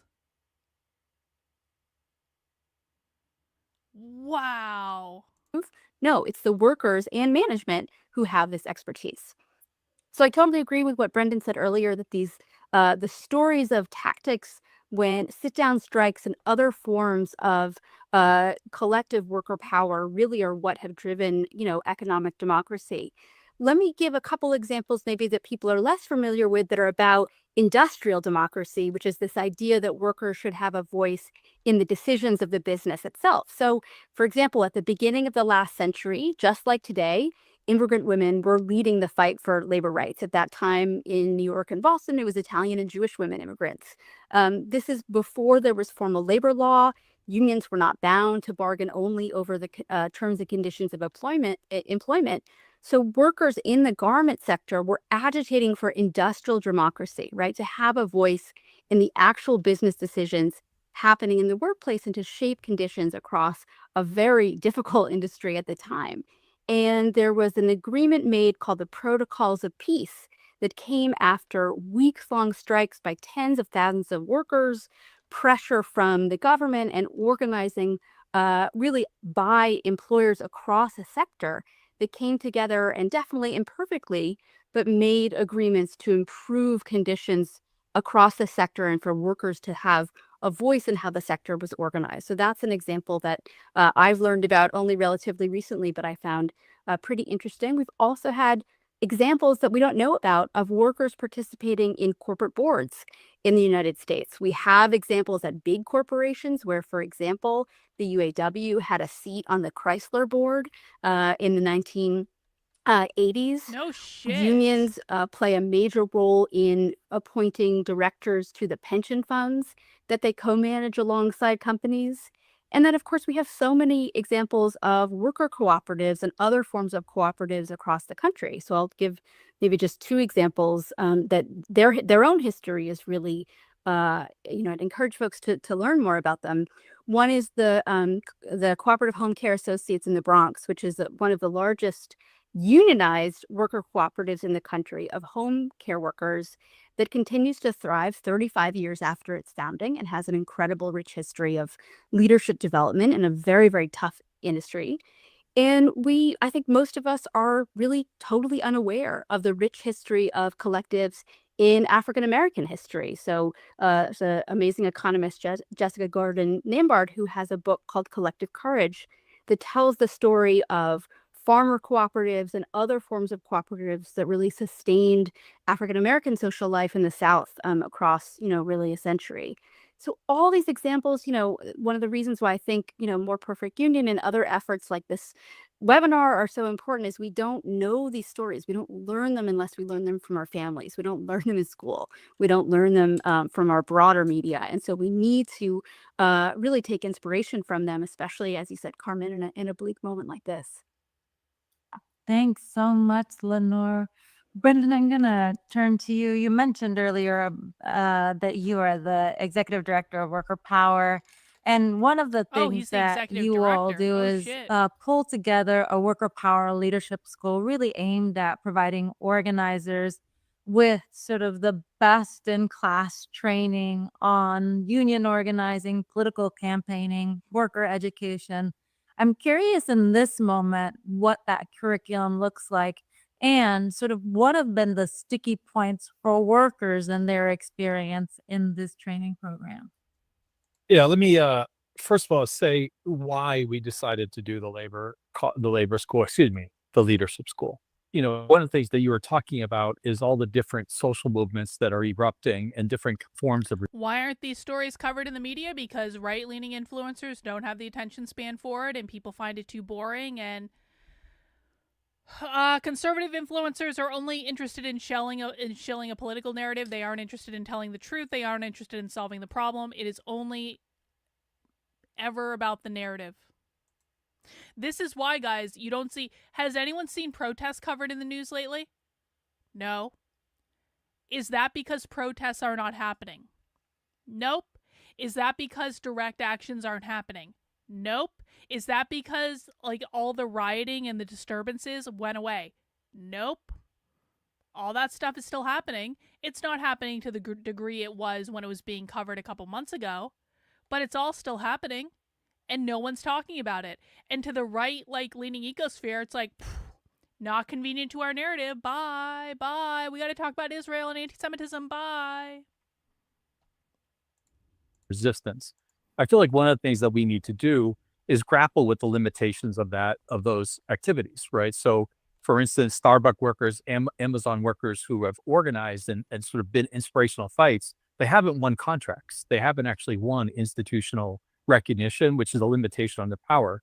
I was engaged, along with many others, in immigrant rights activism between 2006 and 2000 and present. We won DACA, but we never won comprehensive immigration reform. So there's a degree to which there are limits that we have to acknowledge and address, particularly in this moment, because we have to do better. We have to be different. And so one of the things that we have to figure out, I think, is how do we grapple with exactly what Faz was saying, that people distrust institutions, with the fact that we need institutions to win, right? And how do we create institutions that are responsive in a way that we've talked about that they are not right now to the felt needs and diversity of experience of different people, right? And so what our leadership school is about is trying to self-consciously engage in a level of political education. And in the meantime, the left is putting together whole leadership schools that they're sending their organizers through just to make them better organizers, while we do nothing but tweet and meme and stuff like that. Of workers in such a way that we could build a class consciousness in a unified sense of strategy. Build a class consciousness, you say? You're trying to wake workers up to the fact that they're part of an oppressed class? Wow. Political education of workers in such a way that we could build a class consciousness in a unified sense of strategy that would really take root on a national level. It's incredibly ambitious from that perspective. One might even say naive to a certain extent, but it is built somewhat on the model of labor colleges from the 1930s, which lifted the political consciousness of organizers and workers such that they saw themselves not just resisting their felt needs while they were doing that, or responding to the things that were hurting them in the moment, but they're also self-consciously building a national political movement. And that's what we're trying to do with the leadership school. And we hope this will be something that we can reproduce in other places and expand. And we generally have taken we've done 2 sessions. We're doing another one soon. 25 students, and they go through a month-long school in residence, which has. Hey Gunther, has anyone ever forced you to be in a job that you didn't want to be in? Has anyone ever forced you to take a job you didn't want to be in? Why can't you just go out and get another job? Why can't you go out and start your own business? What's preventing you from doing that? The idea that people are somehow a victim if they make the choice to go and work for someone else is one of the most bullshit, lazy, cowardly excuses that I've ever heard in my life. Literally, no one forces you to be in a job you don't want to be in. If you don't want to work for someone, then go get another job or start your own business. It has never been easier to start a business. You can start a business basically for free. You can start a business with like almost no overhead costs. You can start a merchandise store literally right now, print everything on demand, use AI to make designs. You can bang out a whole metric fuck ton of designs in a whole if you put a whole evening into it, or God forbid a whole week. You could do that right now. But no, people still want to bitch and complain. I'm exploited because I'm a barista at Starbucks. No, you're not. Go get another job. Go start a business. Nothing is preventing you from doing that. So if you aren't, so then why is the argument even being made? Well, you know, workers are really exploited. And then I say, well, how are workers exploited? Is anyone forcing anyone to do anything? And you're like, no, not me personally. So why the fuck are you making the argument then? What are you doing here? What does it have to do with anything? Well, I don't give a flying fuck how a lot of people think. I give a flying fuck about reality. And the reality is, no one is forcing you to be in a job that you don't want to be in. Employment at will means you can leave any job you want at any time for any reason. Go get another fucking job. It's called being an adult, putting on your big boy pants, and going and doing something else if you're not happy with what you have. It's really not that difficult. No, you don't. Lots of people sell merch without an audience. Stop making fucking excuses. This is why. You want to know why? You really want to know the laziness of it? It's people on the right who don't want to fucking do anything. It's people on the right who are actually the lazy ones. It's not the people on the left. It's actually the people on the right who don't want to actually get off their asses and actually work for anything. 3 elements. One, which doesn't happen anywhere else, is that we would engage in a month every day. They have classroom instruction or teaching from academics, like in generally well-known, important and very, very clever academics who can teach them about, you know, very much like like you would be one of our teachers. You'd be a great one of our teachers, I'm sure. That we have, we teach them political economy and how capitalism works. Like we teach them about private equity. How is private equity taking over our country right now? We teach them about shareholder. You're going to teach them how capitalism works? I bet it's going to be okay.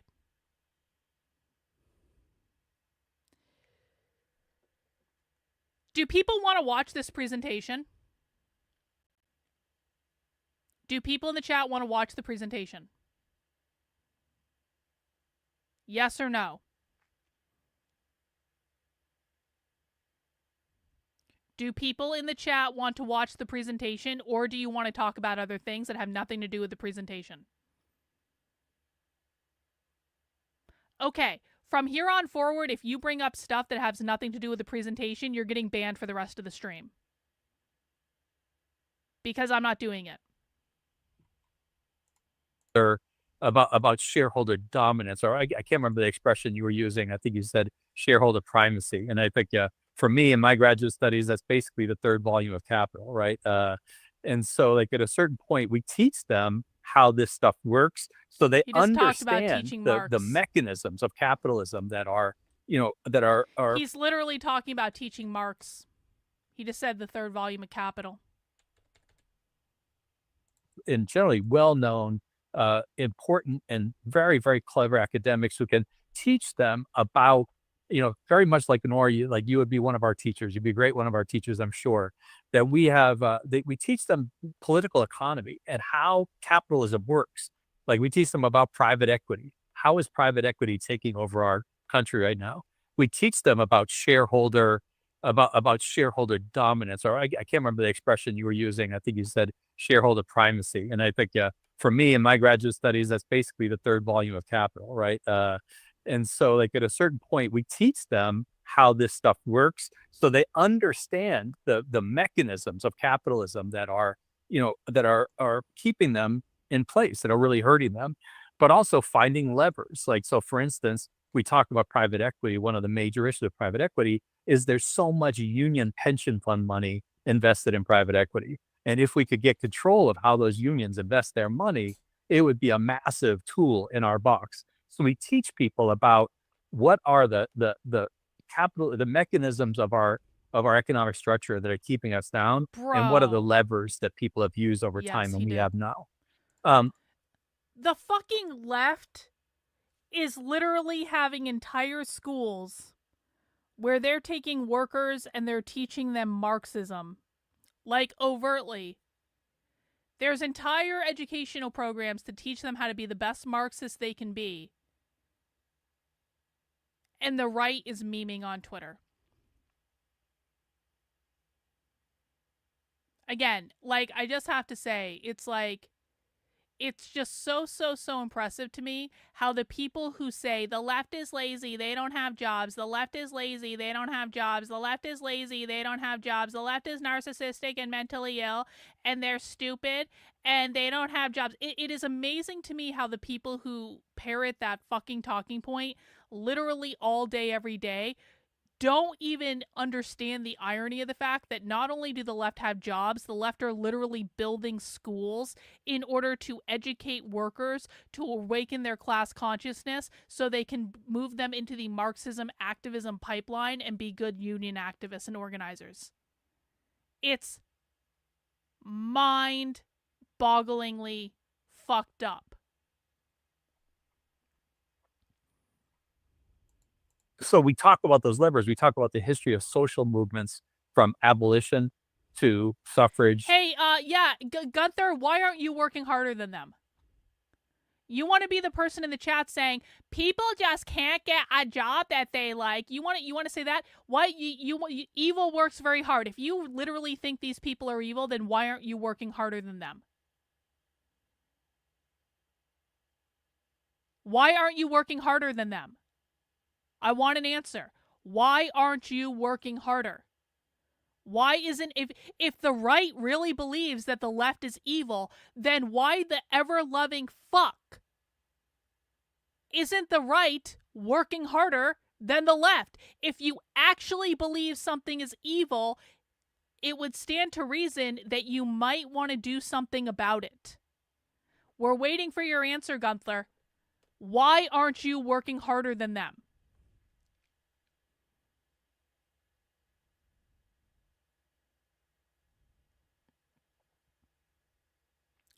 We're waiting. We're waiting for an answer.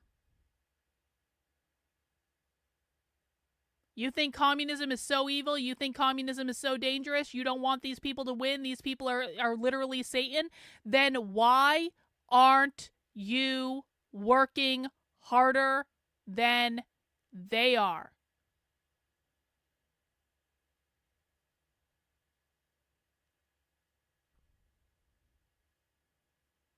We're waiting. Either you answer the question or I'm going to ban you.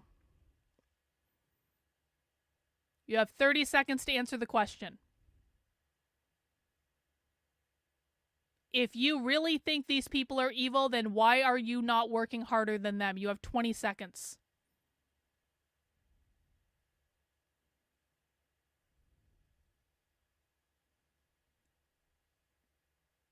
The left is building entire schools to educate workers in Marxism. The right can't even answer a question in a YouTube chat. Do you guys understand the problem? The right is incapable of answering a question in a YouTube chat while they're building entire fucking schools. What was the reply then? You have 10 seconds. I'm not fucking around anymore because I don't think you did reply. I think you're lying.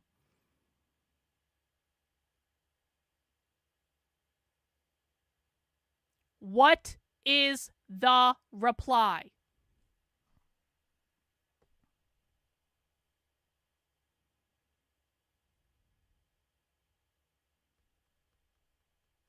Ten, 9, 8, I'm not sure what I'm supposed to do to them. What you need to do then is learn about your enemy. And you know how you're not going to learn about your enemy? You need to you're not going to learn by making fucking jokes. You're going to learn by listening and showing up and asking questions. If you're only here to make jokes to own the libs, like, do you think that leftists know what they're doing when they start doing this? No. But they actually care about solving a problem. They aren't just memeing and fucking around on the internet. The right is so much smarter. The right is so much more hardworking. The right is so much better in their own minds, and they can't outwork these people and they can't figure out what to do. How many times do people on the right say that people on the left are stupid? If they're so fucking stupid, then why can't you figure out a way to beat them? I just don't know what to do. Do you think they knew what to do? If they know what to do and you don't know what to do, then guess what, guys? Spoiler alert. They are not the ones that are stupid. If they know what to do and they're going and executing a plan, then they are the ones that are smart. They are the ones that are hardworking. It is you that is lazy and stupid. To the civil rights movement, the anti-war movement, and how they have worked in an intersectional way. And exactly what you were saying is about how do we get workers and labor unions working with other forms of resistance? How do we get workers to not just be fighting Gunther, as I workers, no longer care. but as people, as citizens, as consumers, as you were saying? Like, where has that worked in the past? And how do we see what the work we're doing every day, how does it fit into that history? How do we reproduce some of those successful movements? So that's one phase of the program.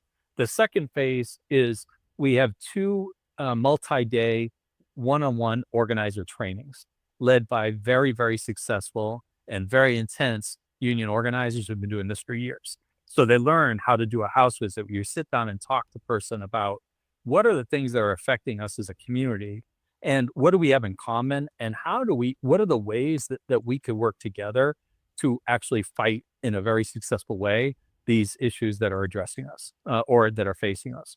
And then the third function is that every day, and we cram a lot into a month, every day people go out in the field for in-field organizing. We have generally done voter contact, but this year where we do voter education about different issues that are facing us, or how can we participate in the electoral system in a way that really makes it a difference in our lives. And then I think, but now we're actually experimenting with taking people who are very, very green and turning that voter education into community organizing to actually build leadership and activate some of these voters who have never really thought about the political system, that we're giving them the tools to be successful. But the thing that I think we do differently from some other leadership programs is that it's in the service of creating a unified movement. So the participants in the program are all recommended, like we don't have an open application process. They're recommended by partners who are engaging in collective struggles. So we have right now, we have a coalition in Arizona we're building with different unions and community organizations. And we're looking to our leadership school as a way to build community among a set of organizers and leaders from different organizations to see how we are pursuing one goal with a diversity of tactics and from a diversity of perspectives. And I will just say that is, how the school is successful is not just in terms of like the curriculum we offer, but the last school was putting that group together. It was the most diverse group of people that I've ever been around. Immigrants, refugees from Mexico, refugees from Africa and Afghanistan. We had Black people, white people, we had Latino people and Asian people. They don't hate white we people? had young people and Wow. old people, college educated and no You don't education, like say. elementary school education. And everybody engages together. And a key part is people sharing their experience and really learning. Like some folks will learn how much power there is in their own story to create influence in the public realm, right? How even if they don't have as much education for someone, their personal story actually can be very educational to other people. But also, if you are a college educated person who thinks of yourself as an intellectual, you may also have a personal story of struggle that can be also, that creates solidarity. It's an amazing, amazing experience. And I'll just say two other things that I think affect it is, well, I already did say one, that we're training people who then go engage actively in a campaign together, which I think is very different from other leadership programs. But then finally, the most impactful part of the school is that most of these folks that come in our students, they've never had anybody invest in them at this level. Like, even if they're trained as union organizers, nobody gives them political education for a month. Nobody provides that level of mentorship. So I've had people who come out of it saying, I'm just so grateful and amazed that, worker power in the school has put this much investment into me as a person. I've never felt so cared for and so empowered. And so for us, it's really a comprehensive model for what the movement needs to look like outside of the school, right? And I feel like one of the things that we have to figure out, we desperately need to figure out, is how do we build a unified social movement, or at least a coordinated social movement across the country that understands the need to have and build institutions that can support the movement, with the need to foster the level of diversity, creativity, and sort of spontaneity that will sustain a movement as well. And I feel like that has been done in history, but it really hasn't been done in a long time. And I feel like that's what we are self-consciously trying to build. And it's a very, you have to think of yourself as an individual or a group who might have that kind of national impact. It feels like very presumptuous. And, I often am very negative about the prospects, and I need very inspiring people around me to keep me believing that we could be Yeah, historical they are. actors, like, the folks who did the sit-ins in North Carolina, and the folks who, were carrying people through the Underground Railroad. The idea that we could be just as powerful as those folks is really, it's something people just don't believe. And we have to convince ourselves that that is possible. And that's what the school is really about. Thank you so much for that, Brendan. I have one final question for everyone, and I'll start with you, Lenore, then go to Brendan, and then to Faz. Louis Brandeis, former Supreme Court Justice, said, "We can have democracy in this country, or we can have great wealth concentrated in the hands of a few, but we can't have both." And in this moment, I feel like we are no, teetering on the proposition of one or the other of these.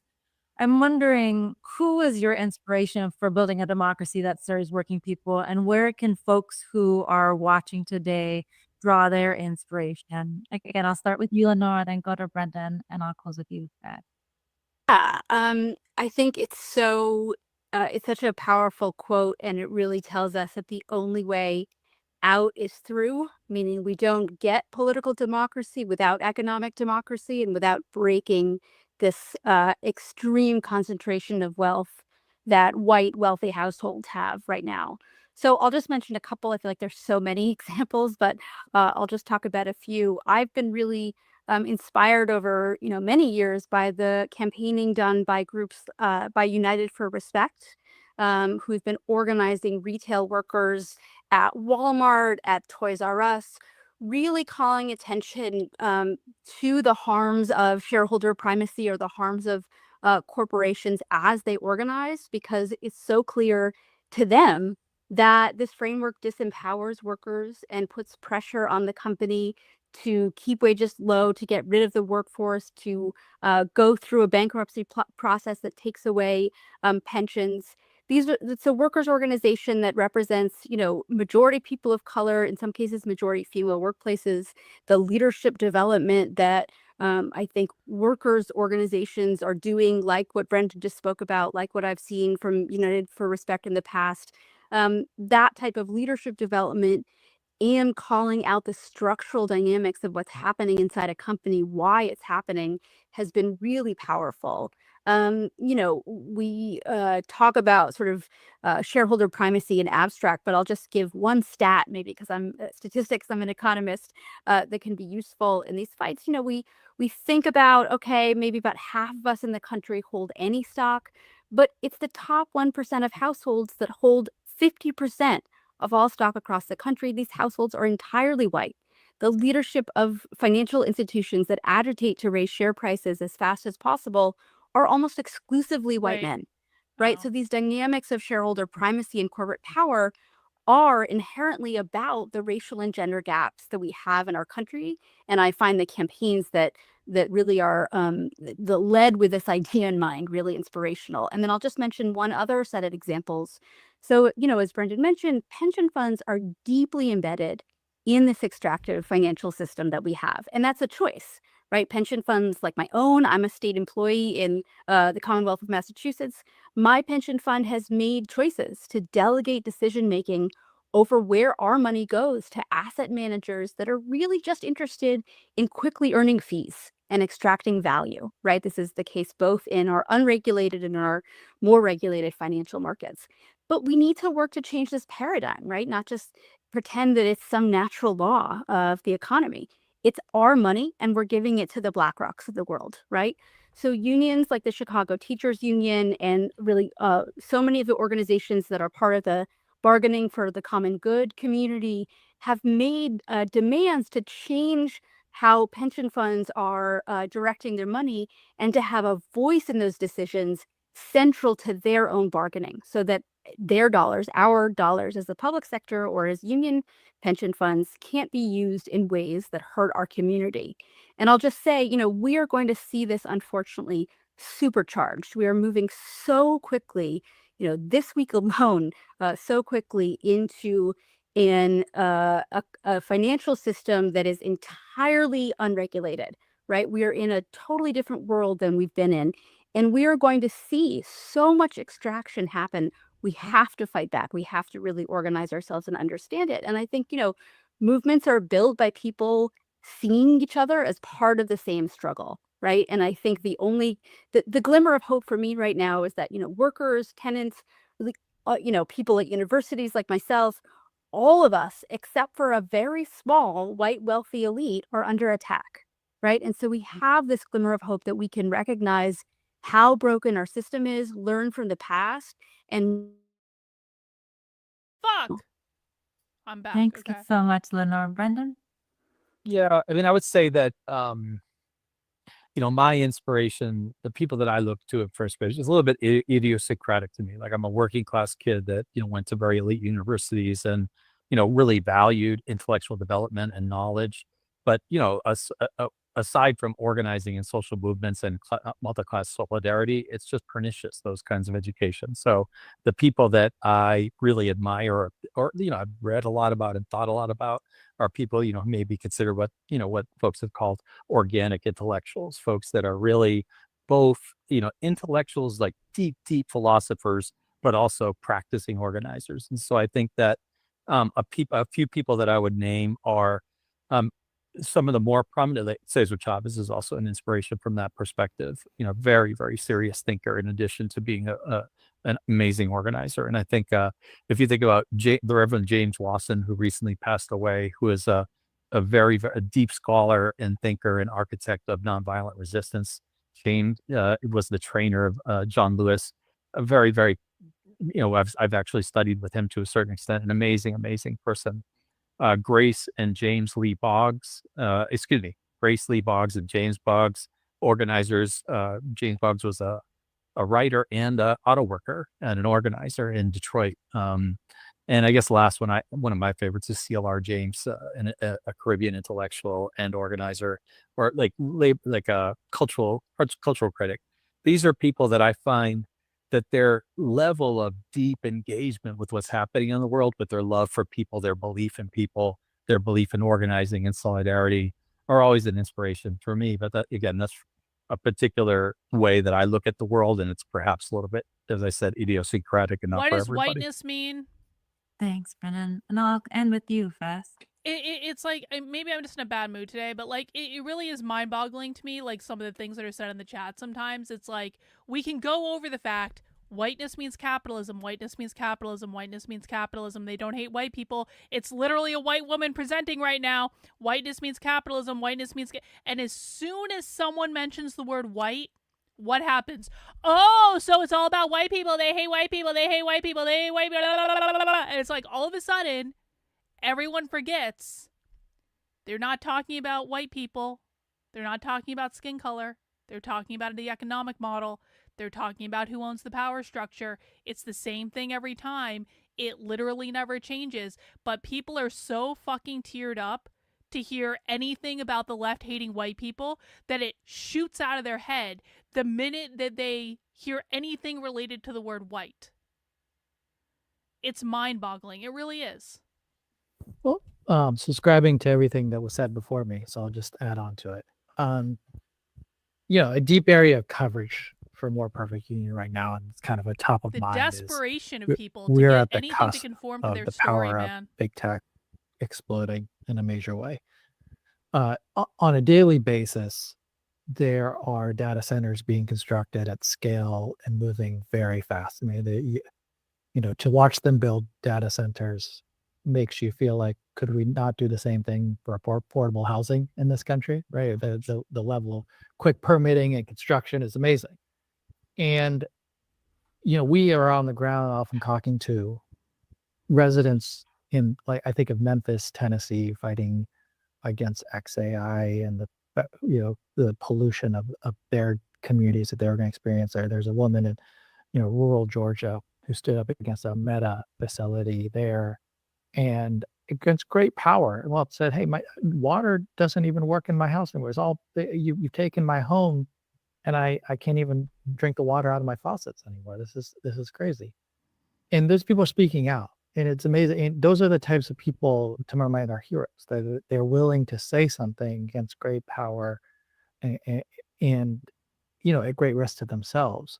It's not only that. I mean, just looking at the displacement of labor across this country that we're about to experience, watching institutions like Teamsters or whomever else stepping up and expressing concerns around driverless trucks, not only the safety harms but also displacement of labor issues. Even actors, you see Sarah Silverman and Scarlett Johansson, others who are just willing to speak out against what they are seeing into co-opting, displacing of labor, their valued production.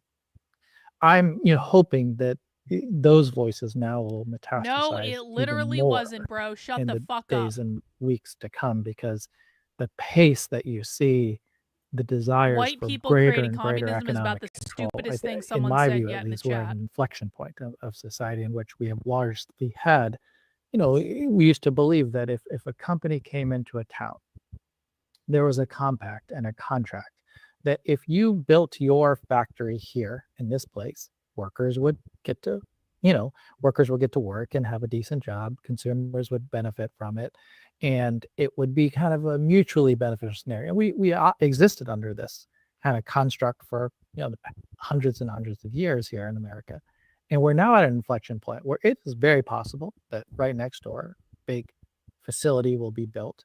There'll be very few workers there, and very few consumers benefiting from it. And so now we have to argue, is the compact of improvement of people's lives. That is what is at risk here, and who fights for the condition of the livelihoods and people. And in my mind, if you go around this country, people are not dumb, they are not unaware, they are seriously motivated, concerned around these issues, but they're looking for champions, they're looking for heroes in this cause. They're out there. I welcome some of my fellow co-panelists here and others who are watching this. Please flag those stories to us, because we want to make sure that in this moment, the stories of those folks who don't have quite the power of the major tech companies are being told, and that there is a hope, in a sense, we can construct a system of growth and development that benefits average, ordinary, working class people. Gosh, thank you three so much for today. And thanks to everybody who's taken time out of your busy day to join us. I appreciate how each of you has helped me and the rest of my community make sense of this fraught moment. Before we close, a few final words. We'll be back on September 16th with our Winning People-Centered Policies in the Age of Constitutional Collapse. That session will include Tara Raghavir, Dan Denver, and Dr. Aziz Rana. Until then, stay safe and keep fighting for a better world for all of us. See you soon. Peace. So that's it. That was their big thing, that they're only leaving up for 24 hours. The left is organizing the unions. We already knew that. The left owns the unions. Man. All right. All right. Well, that's not what it means, though. It doesn't mean deed holders. It means people who didn't work in the sun. It means the bourgeois. It means the capitalist. I don't know why you're thinking about it in terms of just call it what it is. You guys always got to make stuff more difficult than it needs to be. Like you're inventing a term. White does not mean deed holder, bro.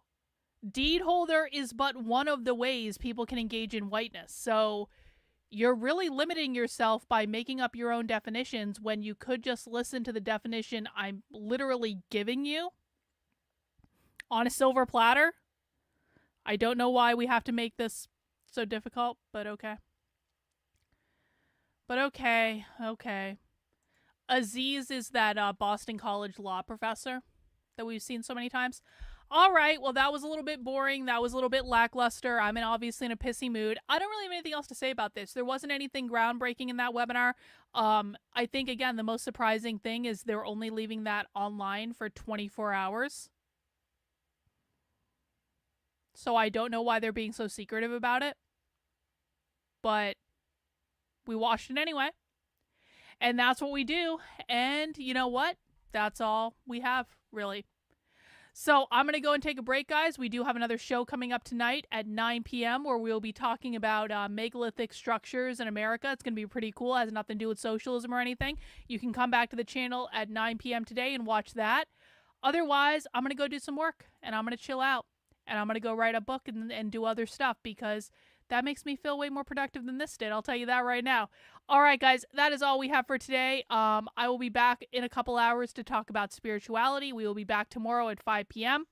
Make sure you're signed up for the Substack. Make sure you're following me and all the other stuff. I will see you guys later. Have a good one. Bye.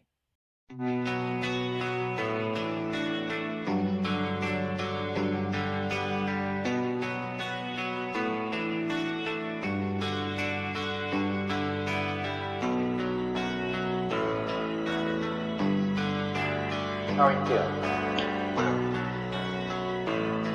How long have you been here? 3 months, May 17th. And what brought you here? That's difficult to answer.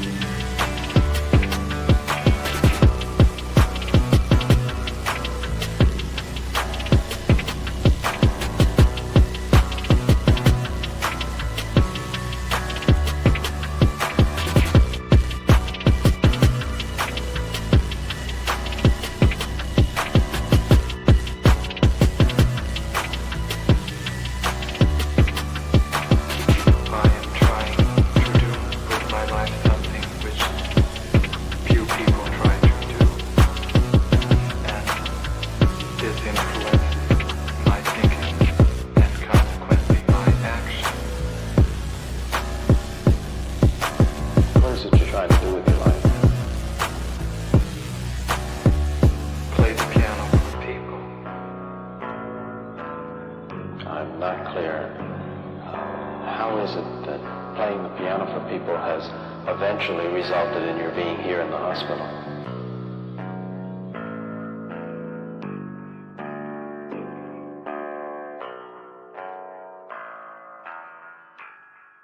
That's difficult to answer.